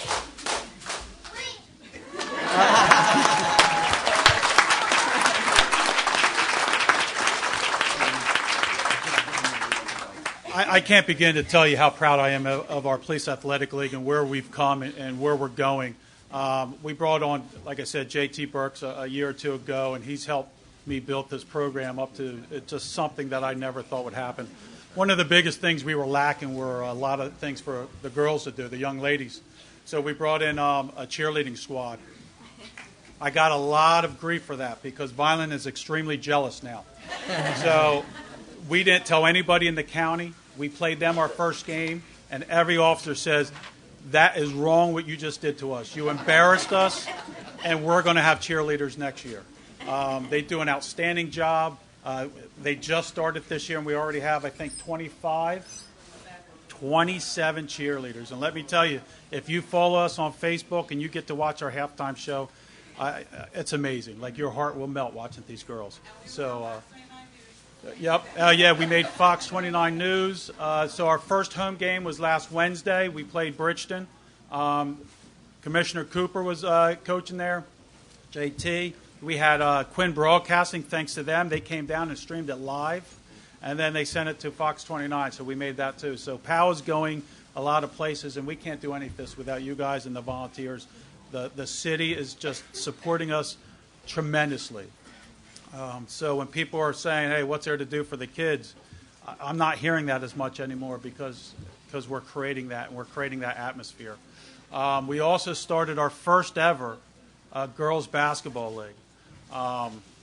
There's not many girls feeder programs in Millville, to the point that the high school coach is noticing and wants to talk to our girls to try to get them to become a feeder program for his organization. So there are so many positive things going on, so many people we influence. I invite all of you guys. We are Lakeside Tuesday, Wednesday, and Thursday. If you want a night out of a wholesome, fun family activity, come out and watch us. We're not charging yet. But let me tell you, the championship game, I really don't know why we don't charge. I've seen better games there than any professional sporting event I go to. The kids are playing with heart. They're playing with everything they have. Like I said, even Commissioner Cooper, before he was commissioner, he was our coach. And I said, you ain't going to coach no more, are you? He goes, yes, I am. And he hasn't left us yet, and he enjoys it. And we make fun of him, and it's great. So, like I said, once again, we can't do any of this without Chief and our PAL board and just the whole support of the whole community. Thank you, guys.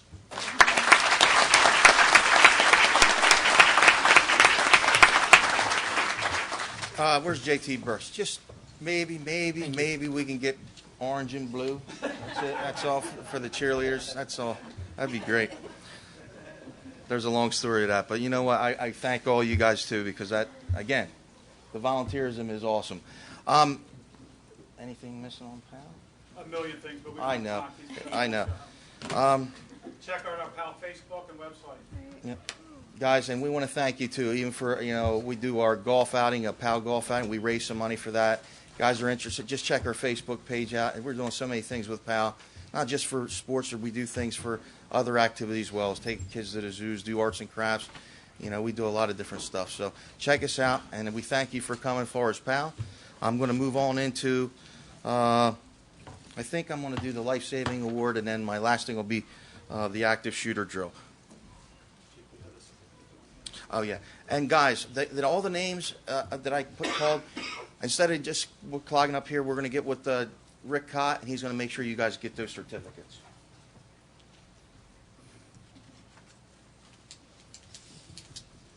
I hope it's that one. Thanks, sir.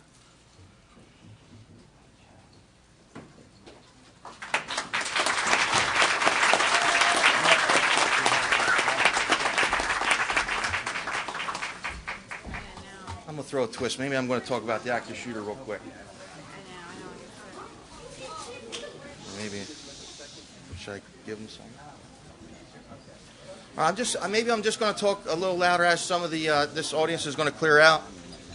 Active shooter drill. 4.5 years ago, when I made chief, I knew this was going to be one of the hardest things to tackle as an active shooter. We all train to do it. We practice it. But I wanted to do something on a worldwide scale. I wanted to do something that would be real. I wanted to be able to do something that our officers would get the most benefit out of. I was very proud. I tasked my Tony Lotek, Detective Lotek, with this task, and I told him what I wanted, and I have to say he did an outstanding job looking into it. I'm going to have him do a little talk as well. What was involved with that? I know Burlington County is actually doing an active shooter drill. They're doing an active shooter response, and they're putting a policy together. And I was very fortunate last week to meet with the Attorney General and talk to about 30 chiefs throughout the state. And what I see is something Millville should be very proud of. We're ahead of the curve on so many things. You know, when I first came in, I was worrying about chaplains. We had to get that. We've had to bridge the gap with the community. We did that, and they're still young. And I got to speak, and I talked to these chiefs that are young, and, hey, guys, 4.5 years ago, we were in a ditch. We really were. We got our chaplaincy program up and running. They helped us out with our juvenile issues. We have actually now community service. And where we're so ahead of things is where we see an underlying problem with a student. We have a family success center. You know, it's not like Christmas Story where little Ralphie's walking home and he gets beat up every day at 3 o'clock. Bullying is very serious. It's something that goes around it. Social media, it never stops. And, you know, this is where I think we took the forefront. We reach out to these kids. We send them to our Family Success Center. And PAL and Chaplain and all this stuff. Our juvenile crime is way down. And I know that's because of that. Yes. And I'm all over the board. Here it is. Here's a night for appreciation. We do it once a year. So, you know, our chaplains should be so commended for what they do. And I tell you, if you asked any one of them, very rarely do we ever have a repeat offender who's actually calls crime again. So, but it happens. But getting back to active shooter, like I said, Tony Lotek, I signed him with this difficult, very tough task. There was a lot of schools that wanted to do something in active shooter. It's not when it's going to happen someday. Not in our city, I hope.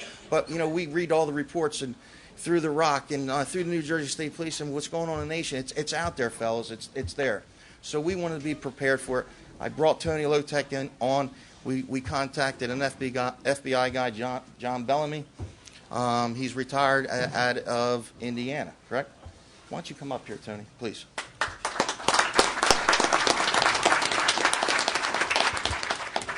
And it was a year-long process, and I tell you, I'll let Tony, well,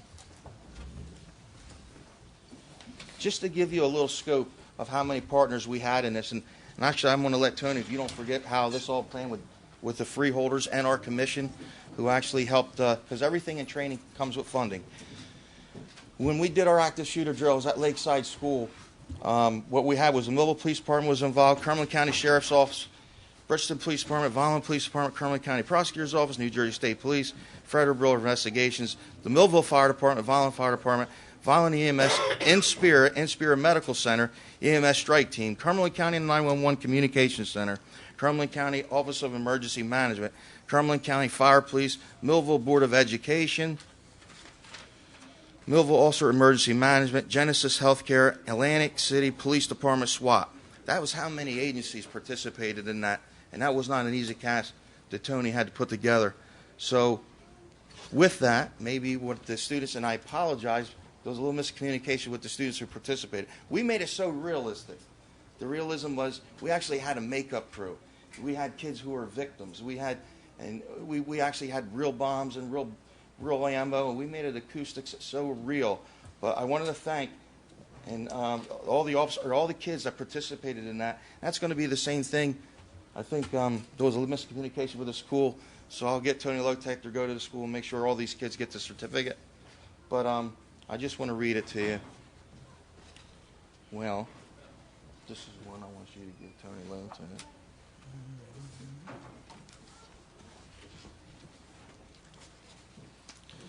All these certificates are going to look like this, and I would like to thank and commend you for assisting in the first Cumberland County active shooter exercise held past August 23, 2019.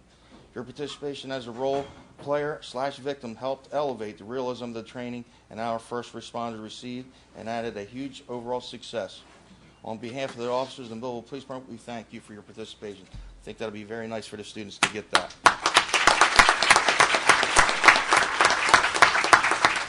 And I just want to put the names out there that actually participated. Cyree Hadley, Nathan Goranson, Nicholas Shimiko, Crystal Aurora, Aslam Ackley, Nathan Terry, Rosalind Rodriguez, Emmeline Perry, Connor O'Brien, Montavo Danielson, Alyssa Holland, Jordan Gandy, Kalani Flores, Carlos Espada, Alexis Cooper, David Brown Jr., Zachary Aselta, Julie McHugh, Gregory Groover, Joey Sutton, Selby Souders, Cameron Apotlito, Leah Shaw, Elias Rivera, Kara Parsons, and Camry Newman. Are any of those students here in the audience? Stand up. They're right in Stand front up. of you, Chief. Yes. Right there.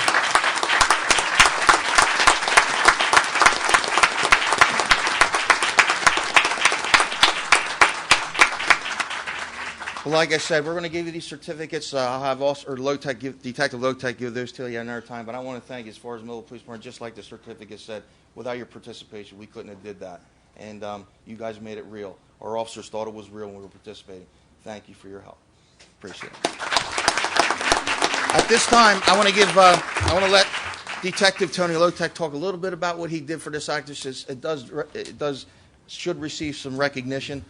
And if you want to, I'll do it after he's done. Do it after he's done. Would be perfect. Yep. I promised my wife I would not talk too long. So, thank you, Chief. And I have to thank each and every one of these students that participated in this drill. When the Chief assigned me the task of being the exercise director, we were planning only for Millville to do a drill for the Millville Police Department, Millville Fire Department, and EMS. We all quickly met and quickly realized in an event such as an active shooter, mass casualty drill, us alone would not be able to handle that situation. It would become at least a county-wide response. So we wanted to make it as realistic as possible. So every organization that I went to all immediately knew their responsibilities. They knew they would have to respond, so they immediately jumped on board and took on the task of doing this. There's a new concept that has been put in place as what's called Rescue Task Force. So everything was new to a lot of the officers. So in order to make this the realistic training, my theory is what's called shock and awe training. If I can experience an officer to what I call shock and awe, then God forbid if he ever had to really have to go into a situation like that, maybe it won't be that much of a shock and he might not freeze. We all see the TV, we all see the aftermath, but what nobody realizes, the active shooter only lasts for a couple minutes. It's the chaotic hours that go on after getting to them victims out, and then you have to deal with the crime scene. So this went all the way up to the FBI National Crisis Response Team. They were on board. When I met with them and gave them a presentation of what the drill was being planned, they said nowhere had this drill been done on the East Coast to that magnitude. Keep going. We're in it with you. So every organization from state, from federal, and all throughout the county of Cumberland all participated in this drill, and we made a unity that is unbreakable, and we're going to build from what we've learned from that drill. And we're now teaching other organizations in other counties what we performed here, and now, like the chief said, we're above the curve because the chief wanted an active shooter drill, so I gave him one. But thank you, everybody. Thank you to all the teachers. I also want to thank all the teachers that helped out. They volunteered their time along with the students, and people don't realize we did the drill twice in that day, and it was a full-scale drill in each one. These students, some of them did both drills, and they were there at 6 a.m. to get their makeup. So thank you, and thank you, everybody.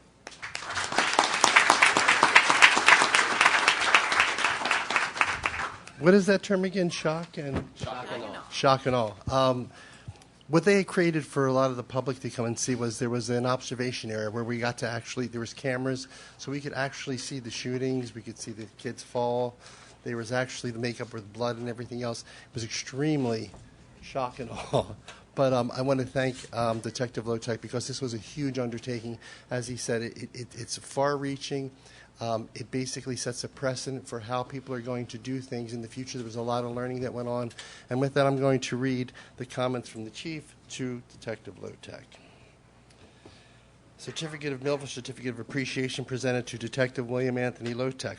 I would like to thank you and commend you on making the countrywide active shooter drill a huge success. Your hard work and dedication does not go unnoticed on behalf of the Millville Police Department. I thank you, signed, Chief Jody Farabella. Let's give him a round of applause.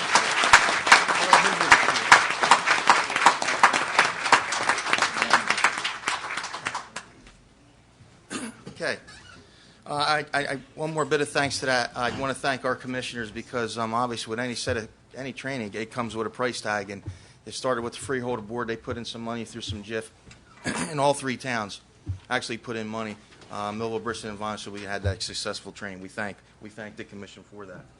My last piece, and I'm going to let you guys get to business, is this is one that's dear and special. It's a life-saving award. And if I can have two officers come forward, Officer Mueller and Officer Lasarchek, please come forward.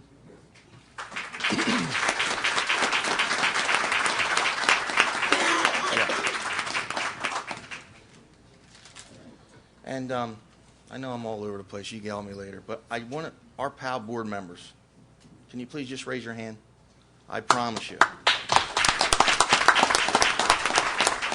We're going to do another appreciation night because I want all the PAL board here and we're going to talk about what you guys do. And it obviously wouldn't happen without you. So I want to make sure I just recognize you before we get started on this. But thank you. On September 10th, in the area of North High Street and East Broad, Officer Joseph Mueller was on a proactive patrol when he was flagged down by a woman screaming in the street very loudly. She directed the officers into the residence while shouting, he's inside bleeding. The officer observed a male stomach down in a pool of blood. A family member told police that the subject had a catheter in his right bicep that burst. Officer Mueller immediately advised dispatch of the circumstances, advised EMS to expedite their arrival due to the severity of the injury and the amount of blood lost. Officer Joseph Mueller, checked the pulse of the subject's neck where it was very slight. Then Officer Mueller began to apply direct pressure to the wound and noticed that letting go for a split second caused the wound to burst with blood. Seconds later, the other units arrived on scene. Officer Joseph Mueller and Officer William Lasarchek proceeded to apply their department-issued tourniquets to the subject's right bicep. While applying the tourniquets, fire and EMS arrived on the scene, and they applied a second tourniquet just below the one that was previously applied. Officers at that time, the subject was also, at that time, the officers were able to communicate with the victim. And I thought I was, Mike Lippincott, I wanted to also give his guys some credit too. He was going to come here today, and one of his officers, the second officer, or the second fireman, that was on scene was Tom Williams, so I'm sure he's going to be doing something for him. He's the guy they actually gave the second tourniquet. I was later advised that this patient lost 6 pints of blood as they had to replenish what was lost. This is why, under my direction, to give this gentleman a life-saving award for the working through a horrible scene and saving this man's life. And it got back to me, if it wasn't for these quick actions of these officers, that person probably wouldn't be alive today. So I want to commend you guys. That's actual life-saving award. It's one of the highest awards an officer can get, and we're very proud of your services and what you've done. Thank you.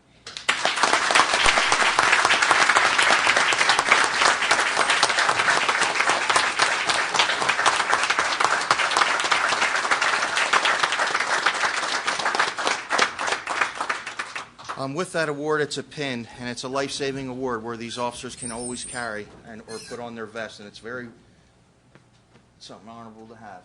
I don't have one, and I tell you, I'm so proud of you for having it.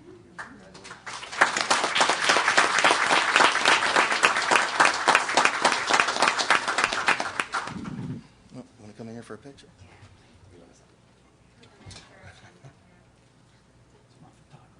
Thanks, Steve. Commissioners, audience, thank you for taking the time out to give praise to these officers that do such a great job. Thank you for your time. Have a wonderful night.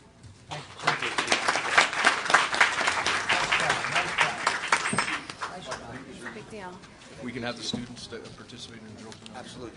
Yeah, any students, can we please walk out? We'll take some pictures and get some recognition. These are the students.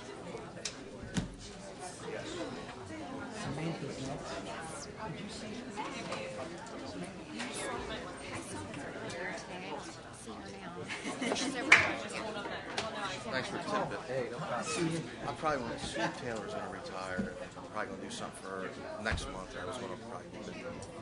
Yeah. No, they weren't. You want to take over? You want to take over? You want to take over? I'll leave. Mr. Burke, He's one of my youth commissioners. Youth commissioner. Good to see you. Brother, how's it going? Brother, how you doing, sir?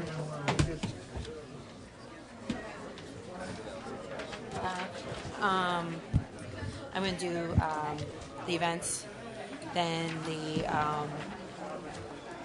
holiday. We have another presentation that's going to be by Samantha Cruz, the manager of Parks and Grounds. All right. I'm so sorry. I know most of your letters that I sent out to you said 7 o'clock, so I do apologize, but with meetings and all the other presentations, I don't know how I got so low on the list, but I guess I better get a Starbucks coffee for the clerk for next meeting. I'm always on the second meeting in January. Anyway, I do want to go over our events. We do have our annual Snowflake Swim coming up at noon on February 22nd. We do ask for a $10 donation, and that goes to the Breast Cancer Association and also the CHOP. We split it in half, and we give to them, and we also give an award to the most improved swimmer at the high school. So that's where the money goes to. We also have the winter photo contest, which we haven't had much winter, but we're okay with that here in Millville.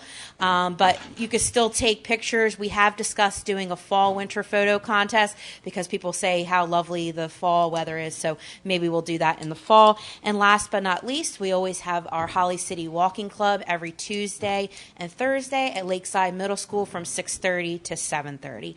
I do have several presentations, and I got my good old Commissioner Cooper here next to me. He's going to be handing out the awards. So we came up with a new event this year, or contest, and that was the coloring contest. So we had the awesome llama that we had children, adults participate in. We had over 50 entries this year, and so we do have those winners here this evening. They are receiving some crowns and a $25 Visa gift card, compliments of Mayor Santiago, so we do appreciate you supporting this contest. You're welcome. We also got your pictures framed up for you, so you can hang them on your wall at home. So our 8 and under goes to Emily Erickson, 7 years old. Come on up. And I'm so sorry that I'm keeping you up past your bedtime, right? Past bedtime? If you guys could stay up here, I want to take a group picture. So if you could stay right here. We've got our 9 to 13 is going to be Olivia Gallagher at 10 years old. Yay. Come on up.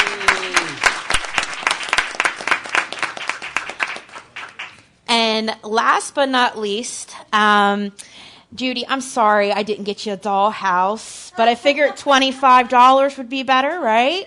So come on up, Judy. Judy McFarland. I'm going to leave her age out, even though it is on her coloring sheet here.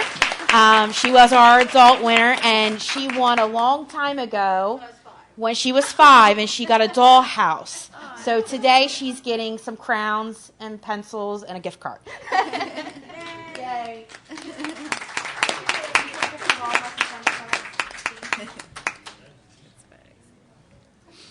Thank you, girls, so much. And ladies, congratulations. Nice job. Make sure you get something nice, okay? I don't see anybody here from Bruni's, but we did have a window decorating contest for our high street businesses, and we did do a poll, and Bruni's won first place. So I'll make sure I get his trophy and his gift card to Wawa to him. Our holiday home lighting contest, the Village on High. Any representative from Village on High? I know a couple people text me and said they were sick. Maybe you got, yeah. So they won Best Business this year.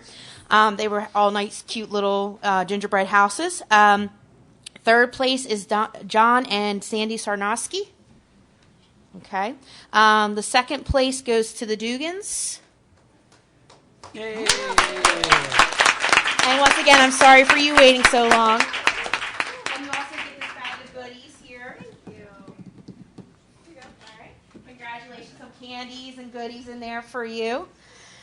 And our first place, poor Jim. Jim is sick. He's been waiting to get this award for years. 7 years he's been waiting to get this award, and he is sick. Oh. So, James Mana, right, and April Wilson. So April's here to get the, no, wrong one.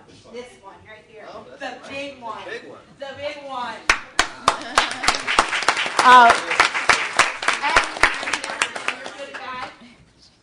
All right. Sam, hopefully he's watching on TV. Yes, Jim, if you're watching. Jim, great job. Great job. So congratulations to the winners. I will make sure the winners get all their prizes. I promise not to eat any of the candy out of it this year. But besides that, we have a lot going on. If you haven't been following us, we have our Recreation Volunteer Committee page. Make sure you go ahead and go on there, because that is where we post all of our city events. Any projects, anything that you'd like to see, any issues out there, please give us a call. We know there's a lot going on out there, and we are doing the best we can between street lights and parks and all that kind of stuff and all our foreclosures. So please, if you have any questions or you need anything, give us a call down at the Parks Department. And thank you again for having us here tonight. Thank you, Sam. Thank you, Sam.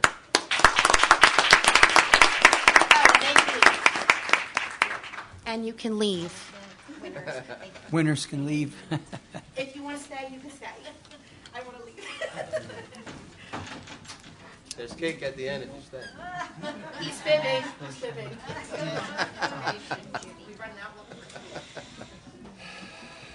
Make sure we send them a thank you. Yes, that was very nice. Have a good night. Yeah, sounds good. Bye-bye. Yeah. All right, Madam Clerk, moving on. Alrighty. We've reached the public comment on agenda items only. Anyone that would like to make a comment on agenda item, please step up to the mic, state your name and your concerns, and limit your comments to 5 minutes, please. Seeing no one, I close the comment on agenda items only. Old business, please. There is no new business, Mayor. Petitions and letters. Okay, we have a letter of resignation from Diane Riston as a regular member of the Millville Planning Board. Mr. Mayor, I move to receive and file this correspondence. Second the motion. Any comments? Thank you, Diane. I know that I've been on the board for 6 years, and Commissioner Udalovis has been on the board also. She's done an outstanding job while she was there with us, so we really appreciate her volunteerism. Roll call. Commissioner Pepitone? Yes. Commissioner Udalovis? Yes. Commissioner Cooper? Yes. Mayor Santiago? Yes. Motion carries. Item 2 is a letter from Mayor Santiago appointing J.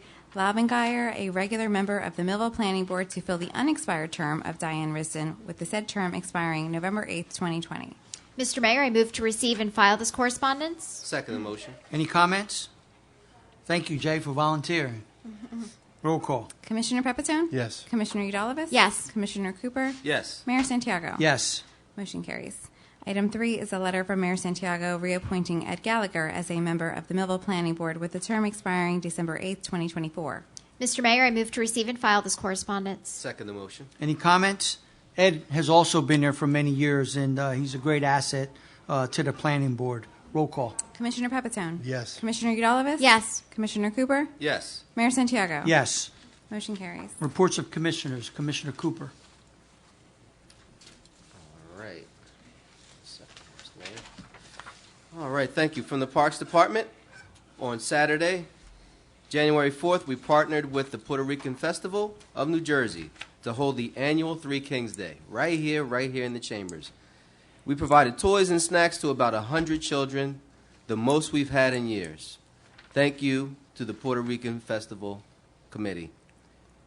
Last week, we removed the Christmas trees and the Christmas decorations. The Christmas tree looked great this year. We heard a lot of response about that. And we're looking forward to adding more Christmas cheer to Millville next year. Upcoming projects, we're currently working on repairing pavers on Sassafras between High and Buck Street. We ask that you take caution when walking in this area. The City of Millville received 21 properties in December. The department will start working on cleaning up these properties and will add them to our list for continued maintenance. Upcoming events were spoken on by Samantha earlier, and that is it from the Parks Department. Moving forward, Mr. Mayor. Thank you. Commissioner Pepitone. Yes, Mayor. I'm in receipt of the fire report for the year 2019, fire report for the month of December 2019, fire inspection for the year 2019, fire inspection report for the month of December, and police department report for the month of December 2019, and I move them to be received and filed. Second the motion. Any comments? Roll call.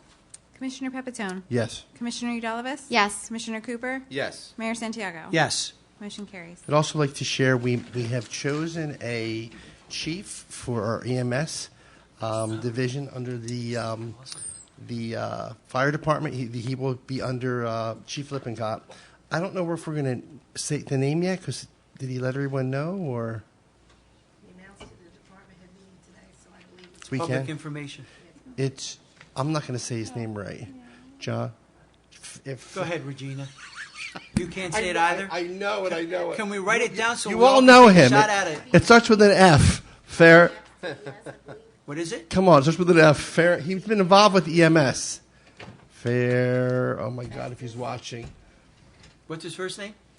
John. Hi, John. Hi, Chief. Feltus. No? Oh, Feltus. Johnny Feltus, ex-Millville guy. John's a good guy. He's a Millville guy. Feltus. I said everybody's going to love this guy. We John's had a great person. We had Excellent a really tough group of candidates that came. A lot of people were interested in the position. He came on, and his knowledge, his love for the job. In fact, he's leaving a higher paid job to come here and work with us. So we're super excited. We think he's going to be the best person. Chief Lippincott loves him as well. We're also set to purchase 2 brand new vehicles. And the 2 vehicles that we're getting back from Inspira are going to be the box refitted. They're going to change the boxes because the actual vehicles are still good to save us some money. They're going to be used as backups. And he's actually putting in place now, during probably the month of February, we're going to actually look to see who we're going to hire to literally staff the new EMS. Excellent. And by June, we're looking to start it? June 1st is the target. June 1st is the target date to Awesome actually have our job. very own EMS in Millville. So, guys, I'm glad you requested it. We're working on putting it all together. I think you're going to be really pleased with the results of it. With that, Mayor, thank you. If I can make comments on Sure, John please. Feltus, I've known John for many years, and that's a great selection. Millville guy. Absolutely. Was involved with the rescue squad since he was Forever. a teenager. He left there, went to the Millville Police Department when I Okay, was that's- there. He left us and went back into EMS and has been there ever since. Such And a heart He's for just it. an outstanding person. Yes, If I good can pick. say so, we had a lot of great applicants, and most of them were passionate. about Right, the really. work. Right, you have to It's a be. special As an breed of outsider individuals. doing the Yeah. interview, that was. Well, I found think them you made a very good, passionate great about the selection. work. Good. Well, thank you very much. Thank That's you, it, ma'am. Commissioner. Thank you. Commissioner Udalvis? Thank you, Mr. Mayor.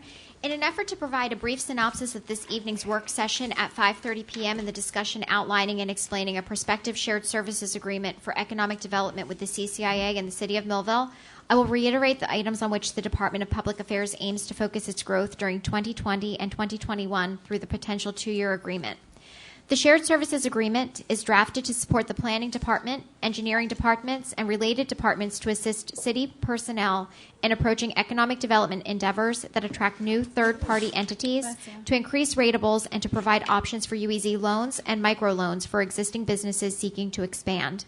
With the recent dissolution of Millville Urban Redevelopment Corporation, and the department's plan to transition economic development to in-house operations, recent developments that affected the city in 2019, including limitations in infrastructure that hindered prospective third-party entities from selecting the City of Millville as a location, were taken into account in designing a prospective agreement that will not only serve to support public affairs, but also to serve technical assistance in pertinent departments.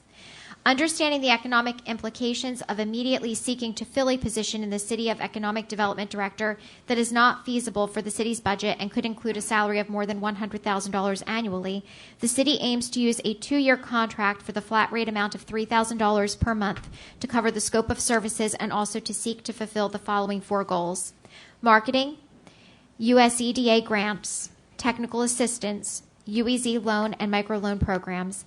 I would certainly invite the public to view once again our recording of the work session that would be available on YouTube to find from Mr. Velasquez and also from our planning department the possible scope of services that would be presented within the shared services agreement and also the limitations of the agreement itself.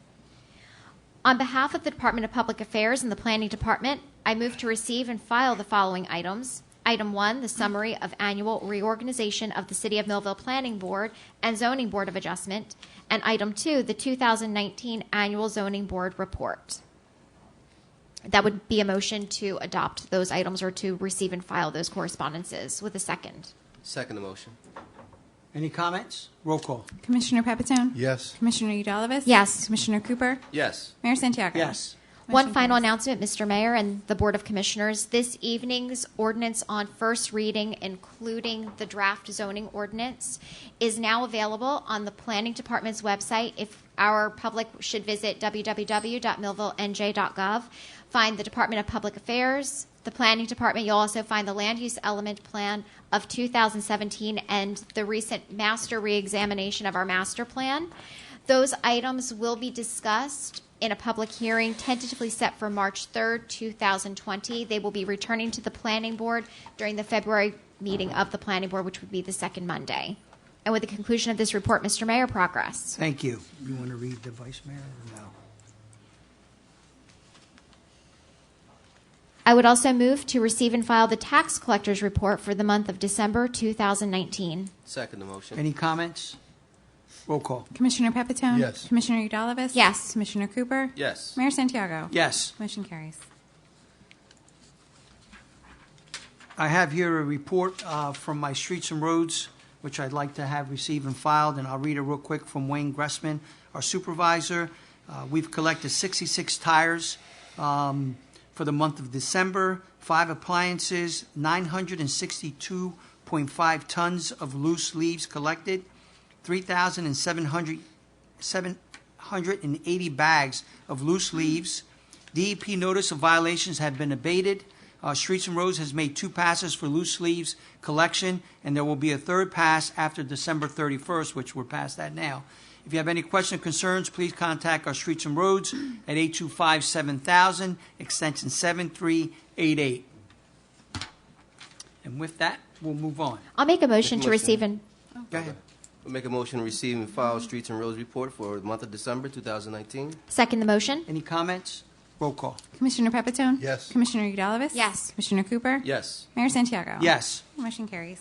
Go right into ordinance on second reading, please. All right, our first one is an ordinance amending Section 2-69 of the Municipal Code to amend existing titles, minimum and maximum compensation for the following: secretarial assistant with a minimum of $25,000 a year and a maximum of $57,000 a year, and school traffic guard, part-time, $11 an hour, with a maximum of $15 an hour. Mr. Mayor, I move for the adoption of this prospective ordinance on second and final reading. Second motion.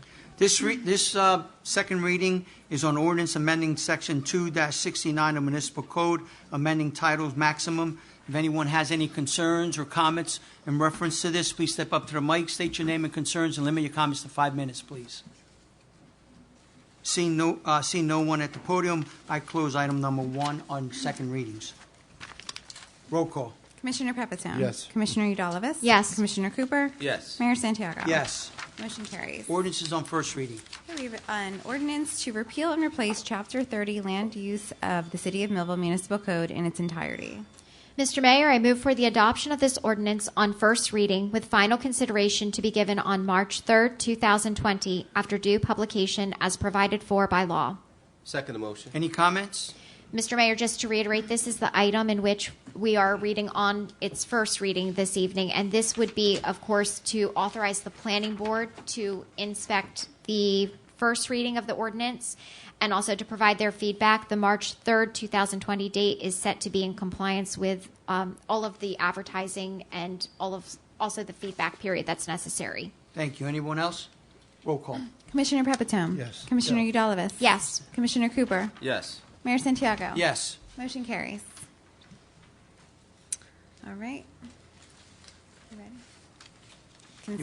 Consent agenda items. So all matters listed under the consent agenda are considered to be routine and non-controversial by the Board of Commissioners and will be approved by one motion. There will be no separate discussion of these items unless a governing body member so requests, in which case the item will be removed from the consent agenda and considered in its normal sequence on the agenda. So item 1 is a resolution authorizing the tax collector to complete an application to participate in the electronic tax sale program and submit same to the Director of the Division of Local Government Services. Item 2 is a resolution approving towing operator's license application for the period covering January 1st, 2020 through December 31st, 2021 for the following applicants, and this is for A1 Towing. We have another one for Rock Towing and Rulin's Garage, so we're going to say all three of those.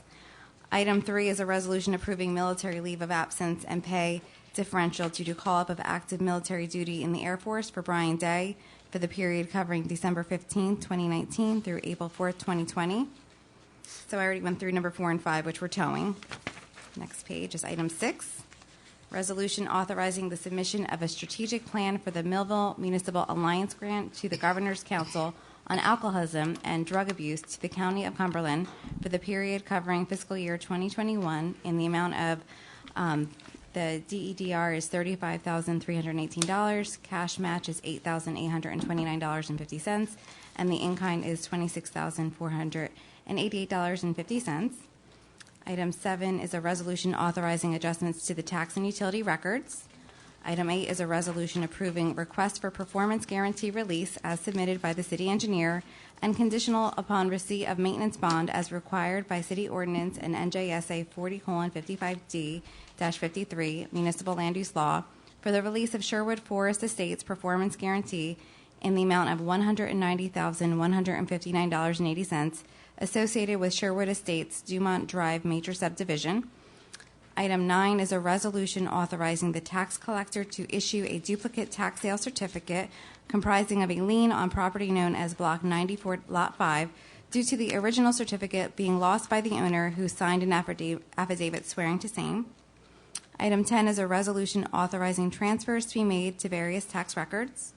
Item 11 is resolution authorizing electronic tax sale service agreement between the City of Millville and ROK Industries Incorporated for internet-based electronic processing of bid information related to the auction sale of tax lien certificates. Item 12 is a resolution approving a discharge of mortgage executed by Elizabeth Cocking for property located at 710 North 4th Street, Block 331, Lot 7. Item 13 is a resolution approving a discharge of mortgage executed by Stephen F. Craig and Patricia L. Craig for property located at 550 Columbia Avenue, Block 352, Lot 36. Item 14 is a resolution approving a discharge of mortgage executed by Barry Michael D. Leon for property located at 9 North Park Avenue, Block 100, Lot 26. Item 15 is a resolution authorizing water sewer termination on January 13, 2020, due to failure to comply with the utility ordinance pursuant to Section 56-18 of the Municipal Code. Item 16 is a resolution approving a discharge of mortgage executed by Joan Griffiths for property located at 2411 Shelburne Road, Block 506, Lot 4.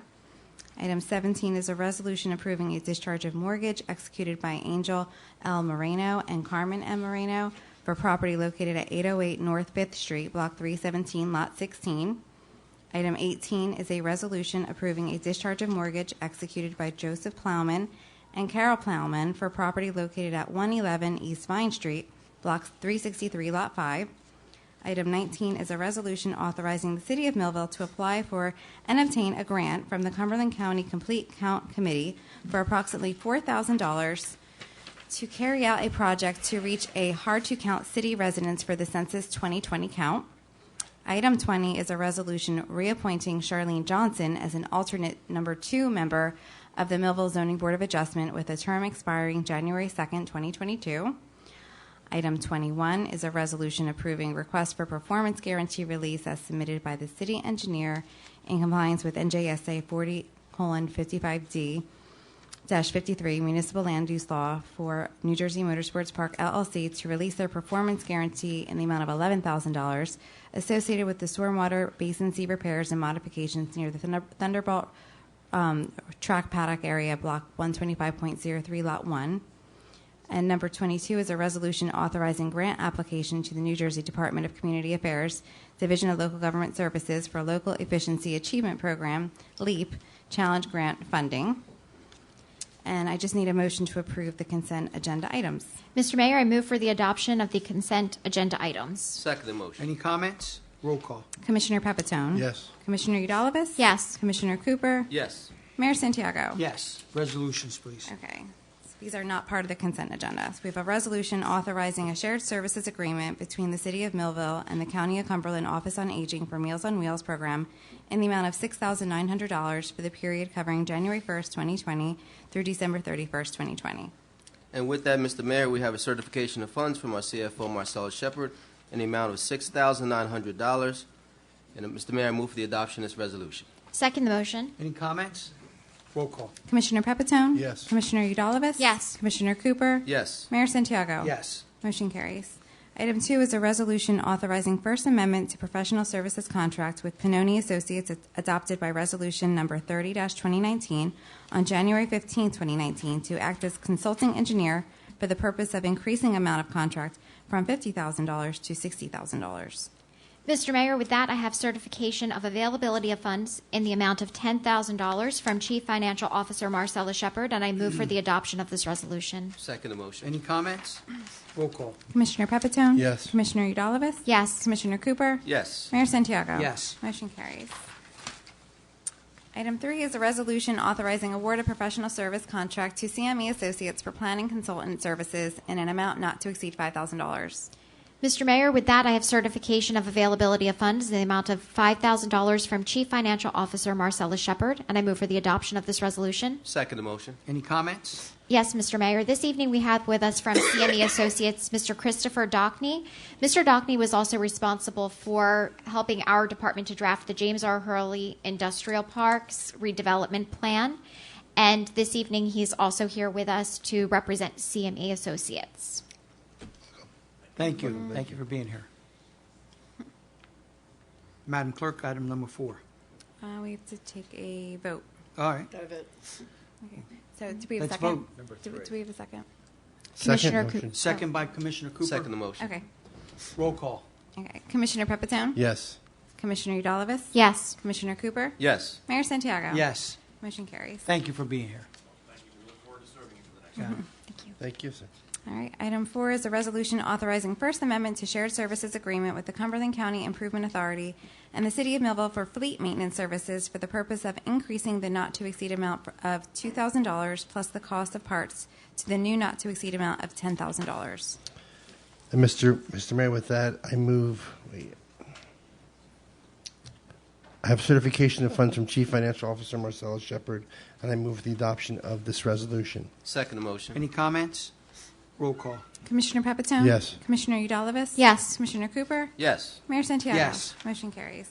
Item 5 is a resolution authorizing the purchase of IT management services from SHI International through the New Jersey School Board Association Cooperative Purchasing System for the annual cost in the amount of $80,400 for the period covering January 1st, 2020 through December 31st, 2020. Mr. Mayor, with that, I have certification of funds from our Chief Financial Officer, Marcella Shepard, in the amount of $80,400, and I move for the adoption of this resolution. Second the motion. Any comments? Roll call. Commissioner Pepitone? Yes. Commissioner Eudalovas? Yes. Commissioner Cooper? Yes. Mayor Santiago? Yes. Motion carries.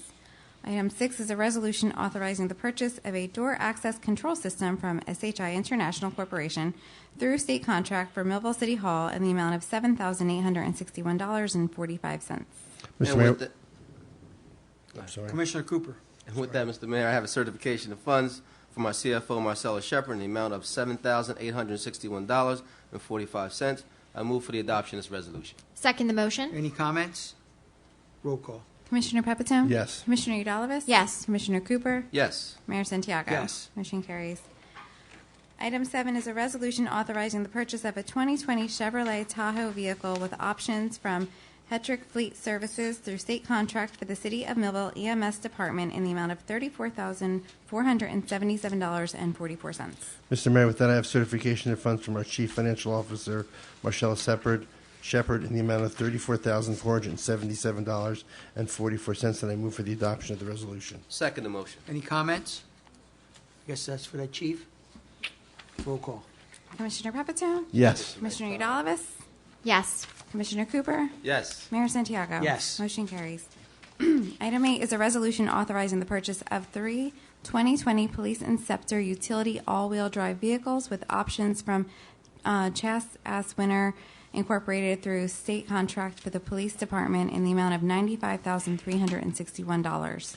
Mr. Mayor, with that, I have a certification of funds from our Chief Financial Officer, Marcella Shepard, in the amount of $95,361, and I move for the adoption of this resolution. Second the motion. Any comments? Roll call. Commissioner Pepitone? Yes. Commissioner Eudalovas? Yes. Commissioner Cooper? Yes. Mayor Santiago? Yes. Motion carries.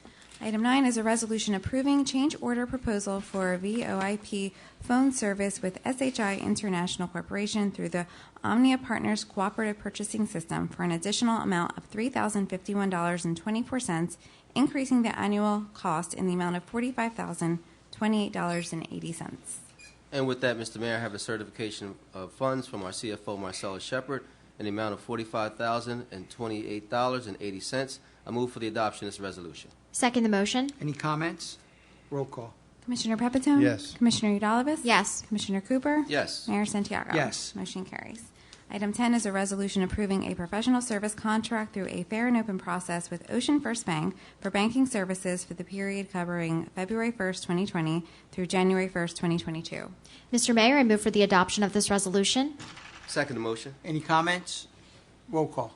Commissioner Pepitone? Yes. Commissioner Eudalovas? Yes. Commissioner Cooper? Yes. Mayor Santiago? Yes. Motion carries. Item 11 is a resolution authorizing award of contract through the Sourcewell Cooperative Purchase System to Cascade Engineering for purchase, assembly, and delivery of 18,800 trash and recycling containers in the amount of $918,100. And with that, Mr. Mayor, I have a certification of funds from our CFO, Marcella Shepard, in the amount of $918,100. I move for the adoption of this resolution. Second the motion. Any comments? Roll call. Commissioner Pepitone? Yes. Commissioner Eudalovas? Yes. Commissioner Cooper? Yes. Mayor Santiago? Yes. Motion carries. Item 12 is a resolution authorizing award of contract through a fair and open process to DM Medical Billings, Gibbsboro, New Jersey, to provide EMS ambulance billing services for 3.9% of the amount collected by the City of Millville for claims billed by vendor. Mr. Mayor, I move for the adoption of this resolution. Second the motion. Any comments? Roll call. Commissioner Pepitone? Yes. Commissioner Eudalovas? Yes. Commissioner Cooper? Yes. Mayor Santiago? Yes. Motion carries. And item 13 is a resolution authorizing a professional service contract with Municipal Code Enforcement to provide electrical subcode official services in an amount of $2,200 for the period covering January 21st, 2020 to December 31st, 2020. And Mr. Mayor, with that, I have certification of availability of funds in the amount of $2,200 from Chief Financial Officer Marcella Shepard, and I move for the adoption of this resolution. Second the motion. Any comments?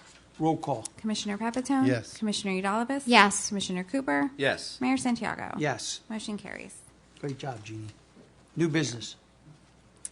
We have a motion to authorize a special event on public lands applications, adult slow pitch softball tournament sponsored by the USA Softball Adult Team on May 30th, 2020 at 9 a.m. through 9 p.m. located at the Rob Shannon softball fields. Second the motion. Any comments? Roll call. Commissioner Pepitone? Yes. Commissioner Udalvis? Yes. Commissioner Cooper? Yes. Mayor Santiago? Yes. Motion carries. Next, the motion to authorize the city clerk to advertise for request of proposal for medical director for the City of Millville Emergency Medical Services, with said proposals to be returned to the purchasing board on February 20th, 2020 at 10 a.m. Second the motion. Any comments? Roll call. Commissioner Pepitone? Yes. Commissioner Udalvis? Yes. Commissioner Cooper? Yes. Mayor Santiago? Yes. Motion carries. We got through it. Thank you. We've now reached the public comment portion of our meeting. Anyone would like to address this commission, please go to the podium, state your name, and address your concerns, and please limit your comments to 5 minutes. Mayor, good evening. Louis Magazoo. We were here at 5 o'clock. It was really a very interesting night. I don't want to go against my time. Really great to see the young people and the great things they're doing. Mayor, I know that Mr. Marmera was unable to be here tonight, but I did send him, reviewed your lengthy Bible, and I sent him a one-page summary of our response where we were basically willing to sign the document.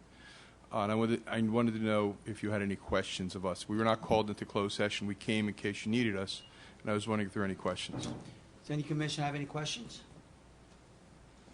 We do not. I'd like to know, will you be signing the document? I'll leave that to our solicitor. Do we have a proper response to that? We're not signing it tonight. Well, I don't think. Well, any not even action's- tonight, but what's, Right. Yeah. what's I don't think any action's being taken. Well, if your question was, were we signing it, we're not signing it tonight. I don't expect it tonight, but I'd like to get some direction or perhaps a response. Will I be receiving a response to the one-page note that I sent to Mr. Marmero? Yeah, I I'm met sure with him, you will. actually. I'm sure you will. You'll be Because I had a getting very that. good meeting with Mr. Marmero. I think you'll be getting something from Mr. Marmero. Let me let the public be aware of our issues then, in my remaining 3.5 minutes. We were prepared to sign this agreement with just a couple of questions. We wanted to make sure that there was, we want to use it for plastics recycling, fuel oil reprocessing, or such other industrial uses approved in a redevelopment agreement, which we have to sign, or subsequently approved by the Millville Planning Board and Millville City Commission, as allowed by the city zoning ordinance and master plan. We also suggested that the GROW language be taken out because that program no longer exists. We suggested that we enter into negotiations for a pilot program, which I know the city routinely does. We would anticipate probably a assuming $200 a square at 1 million and change square feet, you're talking about a $200 million improvement.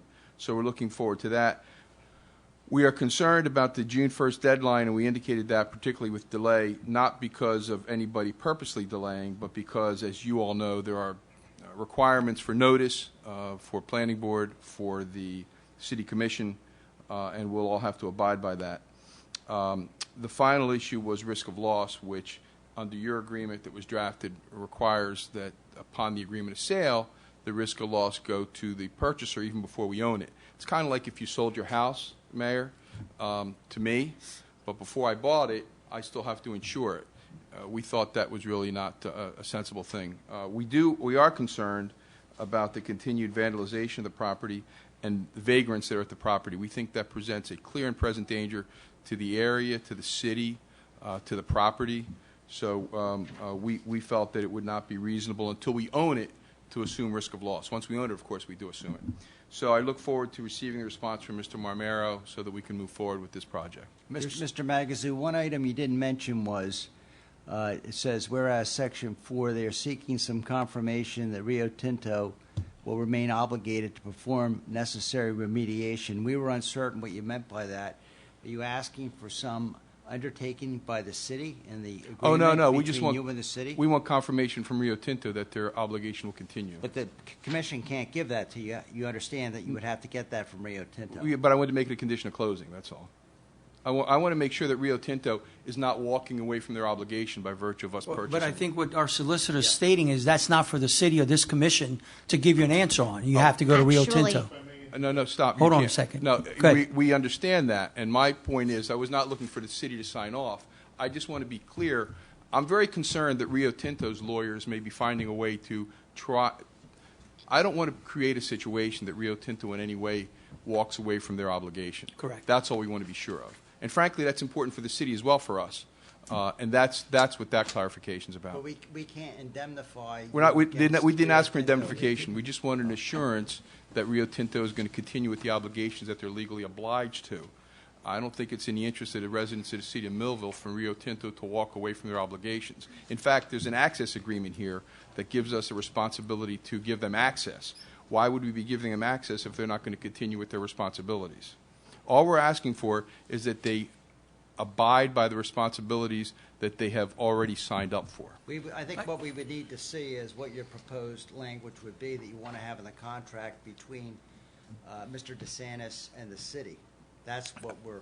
That's easily resolved. I think your answer lies with DEP. I think Rio Tinto and DEP made that negotiation. Had nothing to do with the city of Millville.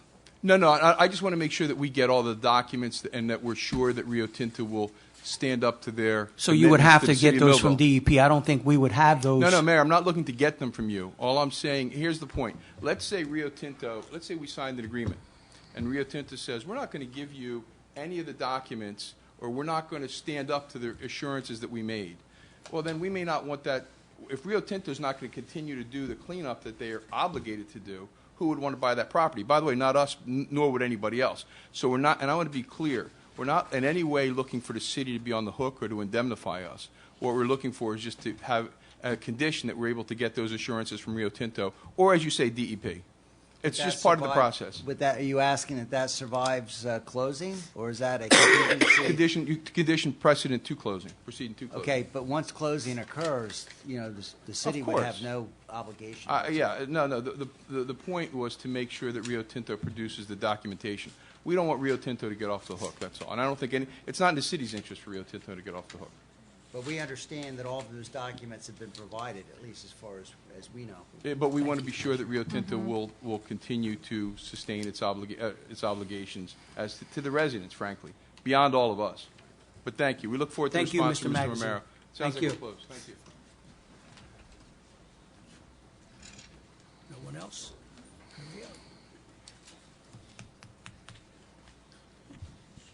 Betty, I have to find my voice. Take your time, Betty. Betty Motley, Millville. I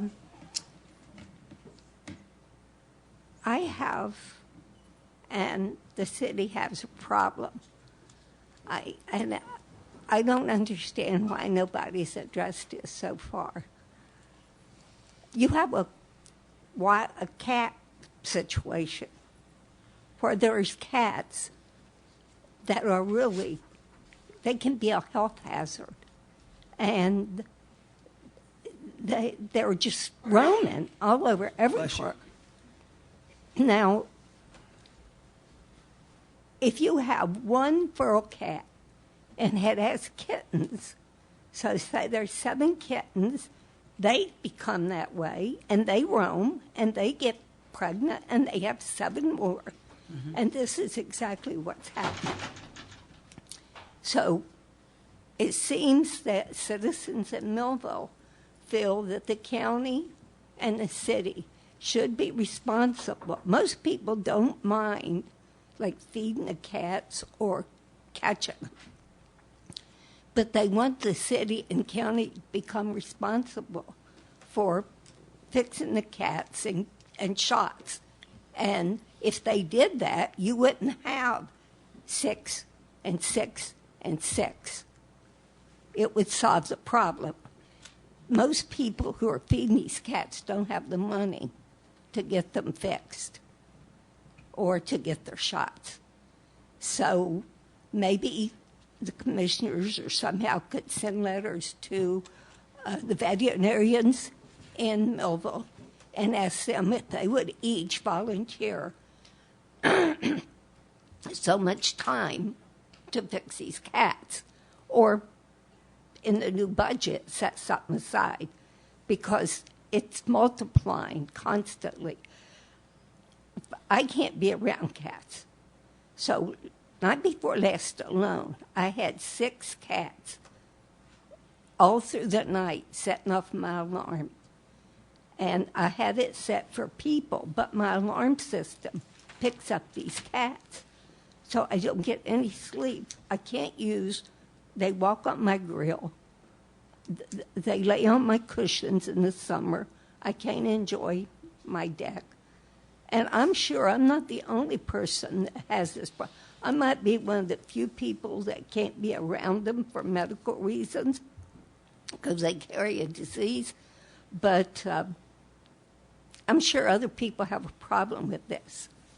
And I was wondering if there isn't something that you could possibly do. The animal control officer came out this morning, and he has no more cages. They're all out. He don't have a cage for me to catch them. So, and he told me he has to cover the whole city by himself for everything, dogs, raccoons, anything. And I don't really think that's fair for one man to have to do the whole city of Millville. And maybe you should consider hiring like a part-timer or like you do in the police department where you have the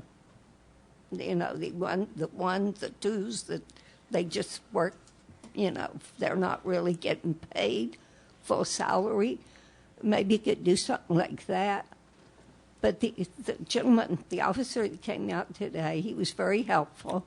Yes. And I'm going to try to get some cages and try to catch them and get them to some kind of, have someone get them to some kind of place where they don't kill them. They fix them and put them back out.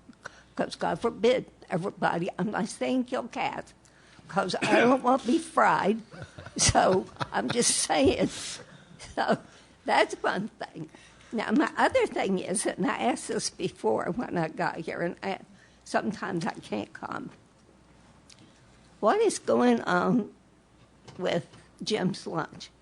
Are those things permanent? And I know you said you'd answer me after the meeting, but I never got an answer. And they're still there. Is it never going to get finished? What's the story? Same answer I gave you last time. I will answer you after the meeting. And I have a star, Betty. Okay. I don't want to be rude because if you don't, I may have to jump up and say you didn't answer me. Okay, Betty. You'll get an answer. Okay. And I have one other comment. I don't know that, so I'm only going to make a comment. I don't know all about it, but I understand you're going to change High Street from the Arts District. What are you going to call it now?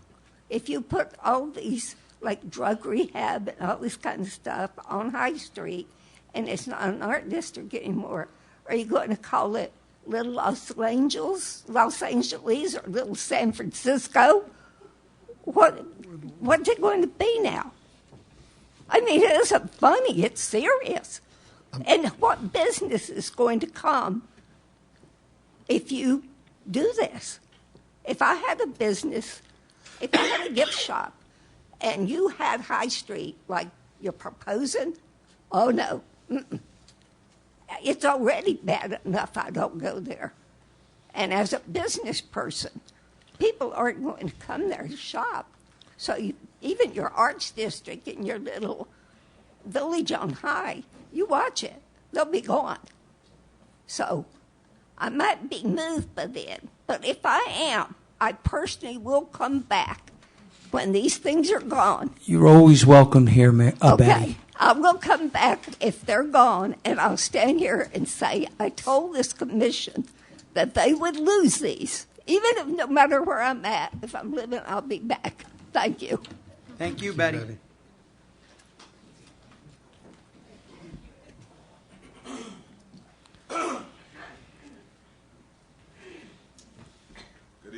Good evening, everyone. My name is Quan Boleg, Millville. I'm here tonight with my family. I have 6 of my 8 children with me, and tonight we were here to engage with the commission. Also, I wanted to inform the commission that our football league, our youth football league, is under new leadership. We have Mr. Jeff Mills, who's been coaching football, and he was the vice president with our previous league. Now he's going to be our acting president. And we just wanted to engage with the commission. We wanted to reach out with public safety after the shooting back in August in 2018. We wanted to really change the way we run practices and have like a show of force at games. Even if the police, when they're doing their rounds, if they came out, just as a show of force and a deterrence, just to make the kids and the families feel safe. We also had plans on engaging with the school board. We really want to encourage our student athletes to pursue their academic goals and also to behave well in the classroom. And we have fundraising efforts. I wanted to partner with Millville Savings. What we're trying to do is, well, my goal is, I just put it, we had a meeting last night, but I sent the message like 1 o'clock in the morning. What I wanted to do is reach out to 320 people in the city of Millville with businesses and churches and local community organizations and encourage them to at least donate $100 per organization or per person to help us with. We wanted to purchase a new scoreboard, and I think that's like $4,300. Our insurance per year, because we usually have 160 kids that come out. It's 180 now with the cheerleaders. They're also a part of the PAL program. Insurance is $35 per child, so that's probably like $10,600. I mean, $10,600. Uniforms are usually like $50 per kid, and we usually customize them with the name on the back. And we wanted to also, our field is horrible. Like, to be a perennial powerhouse, like, we're always in championships over the last, I've been with the league for 7 years, and we're usually in a conference championship, national championship, or a Super Bowl.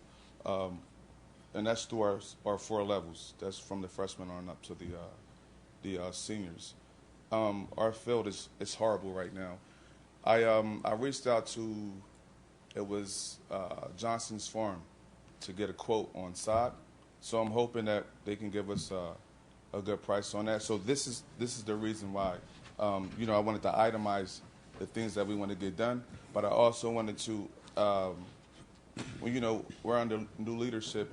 I also wanted to have transparency, like the money that people would donate would go straight to the bank, and then maybe they could help us, maybe like giving our donors a bi-weekly update, letting them know how close we are to meeting our financial goals, and then actually give them information when we actually purchase the items that we said that we were going to purchase, just so everybody's informed and, things are getting done for the children.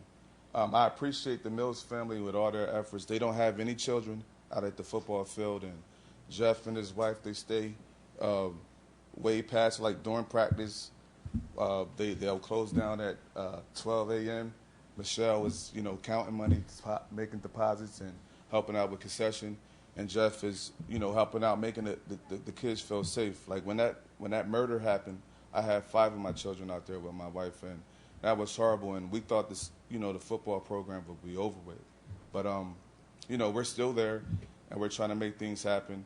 And, I went to at the high school, I went to a signing, a letter of intent. One of the players was, he's going off to, I think it's Connecticut, Sacred Heart, Shamora Collins. And there was another high school student there. He's a standout football player. And I'm like, all right, I'll be there to support you too. And his mom had told me, like, he's not going anywhere. And that just broke my heart. Like, these kids perform well on the football field. And we're not competing well in the classroom. So right now, I'm all over the place. But I'm trying to partner with Lakeside.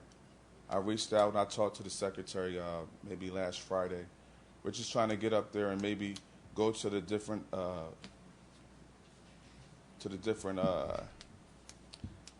the age groups. I'm sorry. We want to reach out to the principals and go into the classrooms and, you know, let the kids know that we're trying to encourage you to compete on the field, but also in the classroom. And hopefully we can get to Lakeside, Silver Run, Bacon School, and the Thunderbolt Academy too. We want to go there too. Like, we want to help these kids reacclimate and get themselves back into, you know, regular public school and do what they have to do. I appreciate you all, and we'll try to be here. We have the schedule for us, the commission, you know, for us the meetings, and hopefully we can partner and get some things done. Thank you. Thank you, Juan. Anyone else?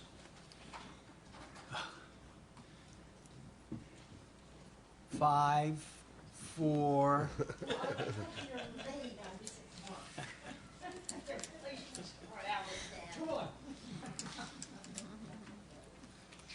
Hi, Cindy Cook, Valine, Millville, New Jersey.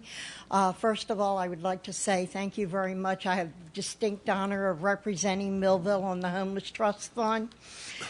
Congratulations. Well, so thank you know you. that comes out of the prosecutor's office. With that, Code Blue was off to an early start this season. As many of you know, we had our first activation before Veterans Day even. Usually it's after Thanksgiving. With that, we have merged with Vineland. So Millville and Vineland are now together over here at Ben Corson Hall. Thankfully, the Sheriff's Department has been transporting the Vineland individuals to Millville by a bus. They bring them in at 6 o'clock, they pick them up, they bring them in at 6 o'clock, they pick them up in the morning and take them back to Vineland. It's been a wonderful situation. Everything is going smoothly. We again thank Ben Corson Hall once again for stepping up to help us. Kathy Gardner is now the coordinator of it, and she's doing a phenomenal job. She was the coordinator of Vineland. With the help of already this season, we have found 5 individuals that our astute volunteers noticed didn't fit the profile of the chronically homeless. With that, we went ahead and did intake on them. We got agencies to help them. Those 5 people have gone elsewhere. We've had the Veterans Multi-Service Organization helping us. We've had Freedom Homes helping us, the rehab houses, and also the family shelter. So because of their interactions with us, we have gotten 5 people that might have ended up chronically homeless that are not. And that to me is huge because they're safe this winter. Absolutely.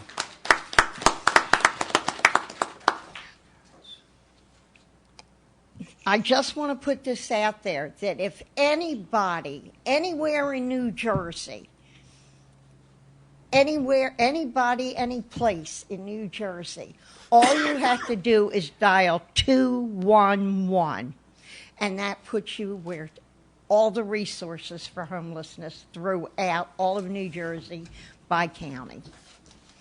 So I want to thank the commission and the city officials for having faith in me. Our next quarterly meeting for the Homeless Trust Fund will be this Monday, and I hope I have some good news to report at that time. Thank you, Cindy.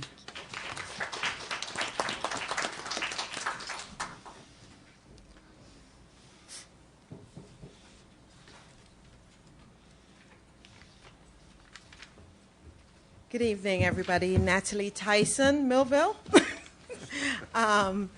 When did you get in here? Huh? I just been came here. in? I was in the back. I'm Oh, short. right. Nobody can see me. I can see her.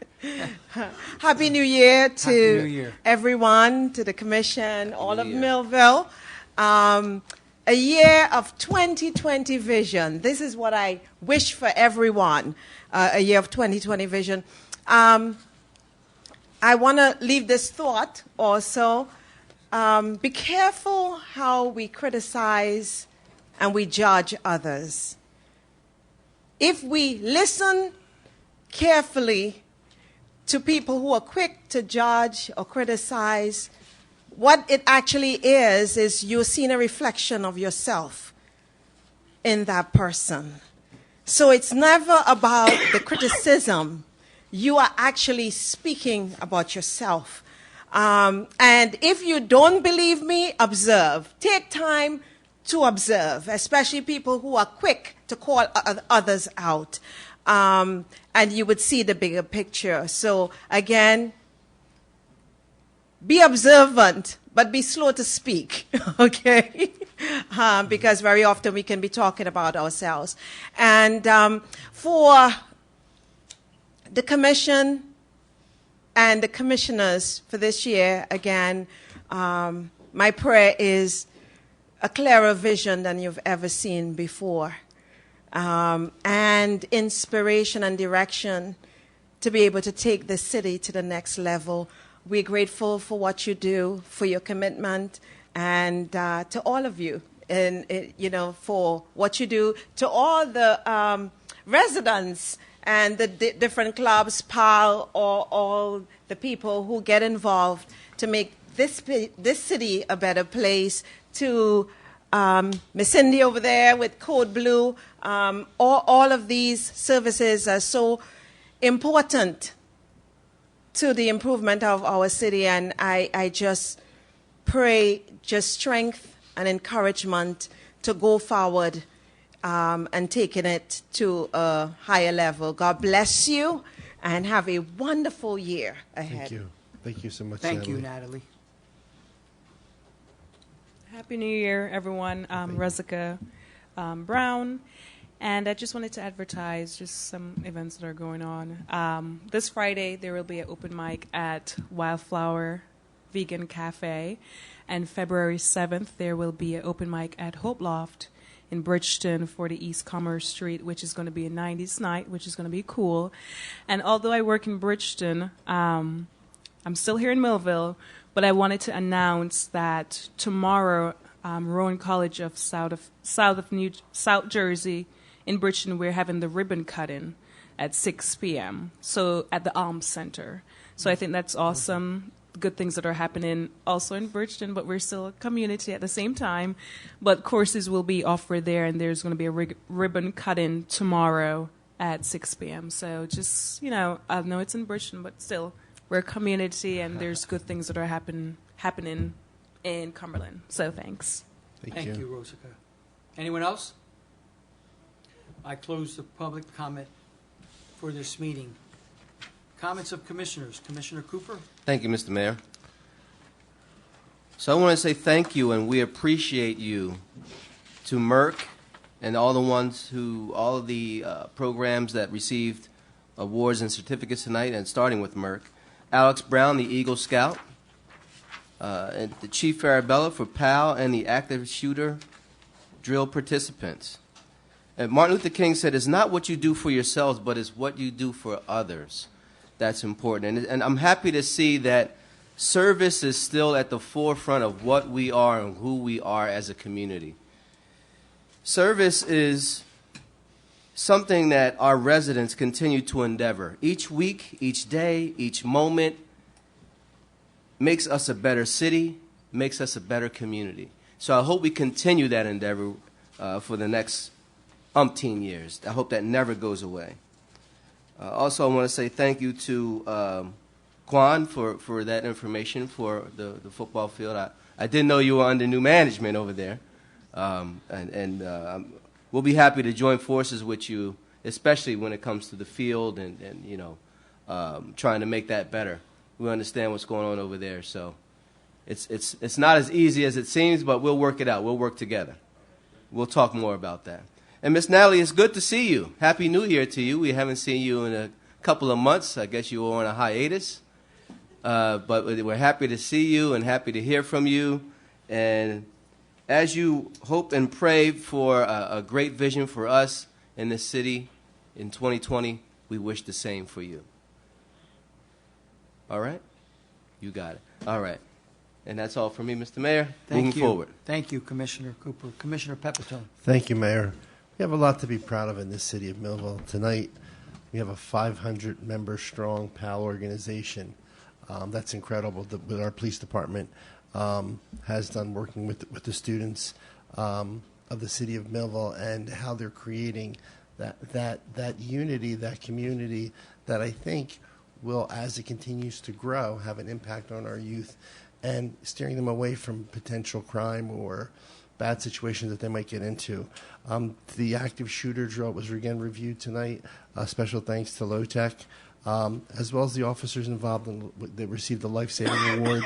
That's pretty special. I mean, I can't imagine what it would be like to be in such a high risk emotional setting and be able to do what they need to do and save an individual's life. So I'm really proud of everything. Also, I'm excited about EMS. It's coming together by June 1st. We're looking to have everything put together. So with that, Mayor, that's what I want to share. Thank you. Thank you, Commissioner. Commissioner Udalvis. Thank you, Mr. Mayor. Well, I certainly echo the comments of my fellow commissioners in congratulating our MERC board members and the Board of Trustees for their service, as well as the winners of the holiday lighting contest, the holiday coloring contest, of course, the volunteers of PAL, and our Millville Police Department officers who've been recognized this evening. Thank you very much for all of the volunteers who've been here this evening, also sharing your feedback and also sharing your announcements. At this time, in response to one of the public comments that we had regarding 200 G Street, I know that we had heard from Mr. Magazoo. Now, in accordance with attorney-client privilege, I'm just going to reach out to our city solicitor to inquire into whether or not we as a commission can in any way inform of just when it was we received correspondence following the December 17th meeting via writing. If this is something that in some way hinders attorney-client privilege, I certainly would. Something was sent. I don't think that would be a problem. Just to notify that the city was advised in an email from legal counsel to the city clerk at 5:19 p.m. on Monday, January 20th, subsequently forwarded to the commission this morning at approximately 9:56 a.m. So certainly just to add that to the record, that when the resolution was passed on December 17th, the first written correspondence that we've received with feedback regarding those items was then sent on Monday, January 20th at 5:19 p.m. With the conclusion of that statement, Mr. Mayor, progress. Thank you. Commissioner Pepitone, I don't want to do this to you, but Betty asked about the cats. Actually, and I know this is concerning public safety, but I can give you a little bit insight because when I was a public safety director, this was a big issue. And I know we had a gentleman that has a business over on Columbia Avenue that was taking care of them, and I thought he still was. And you're right, it's a huge job for Anthony Sills, who's our animal control officer, and he does a great job. But I'll leave that to Commissioner Pepitone if you have an answer for and it. I have taken a note on that to get a hold of Jody tomorrow. As our mayor has said, it's a huge problem. It's I haven't heard it for a little while, but I guess it's resurfacing again. And with that, I think we have to come up with some type of plan. Again, everything costs money, so we have to figure out where this is going to come. I like the idea of asking veterinarians to see if they could donate. I believe there's some program in place where they already do that, but I'm going to look into it a little bit more, and I will. Can I get your number, and then I'll give you a call, or I can just inform you at the next meeting about the progress that we've made.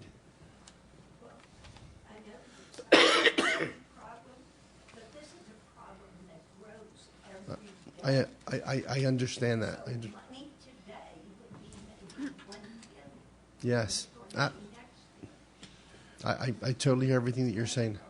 I will share that, like I said, with the chief as well as with the rest of the commission because we're going to. All right, Joe, you can't take up all my time. Sorry. The next question that Betty had was about the art district and changing the name. I've never heard that. Has anybody heard that? Either. I've never heard that. No.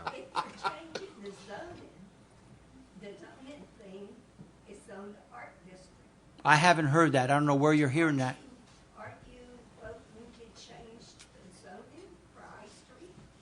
No, are you? The zoning ordinance actually is an overlay that goes with the master plan. I'm sorry, Mr. Mayor, I don't want to take your time. I knew it was for you. It has to go with the reexamination and also the land use element that was passed in January 2017. What it does is it concentrates on many highly densely populated areas that would be better served to be in lower densely populated areas. So the overview is really focusing on the housing aspect of it. It is not necessarily going to change the actual footprint of the Glasstown Arts District by changing the businesses. What it does is it really, at this point, it's very much focused on the affordable housing aspect of it, or at least the accessibility of the housing. So it has to do with how densely populated certain areas are and keeping it conforming with what the master plan is with local planning services. It's not to change the zone, that it would change the name. Thank you, Commissioner. No. No, exactly right. It's a business, but we're not even looking at that this time, Betty. I'm not sure where that information is coming from, but I think the Commissioner gave you the correct answer. In regards to Jim's lunch, I'm going to pass on a little bit because I know attorney knows more of that. We're in litigation concerning the building that was there, and the city took it upon themselves to put those structures up there so that wall doesn't come down, so it becomes a public safety issue. So that's why we took the responsibility of doing that. Am I correct? Yes. Solicitor. So that's why it's there. But we're still in litigation. Once that's completed, then we'll move forward. Betty, you know I'm going to say this to you. Thank you. We love you, though, Betty. Thank you for coming tonight. You're absolutely right. I know. So, can I get a motion? So moved. Second the motion. All in favor? Aye. Thank you for coming. Everybody have a safe trip home. Thank you. And thank you for staying.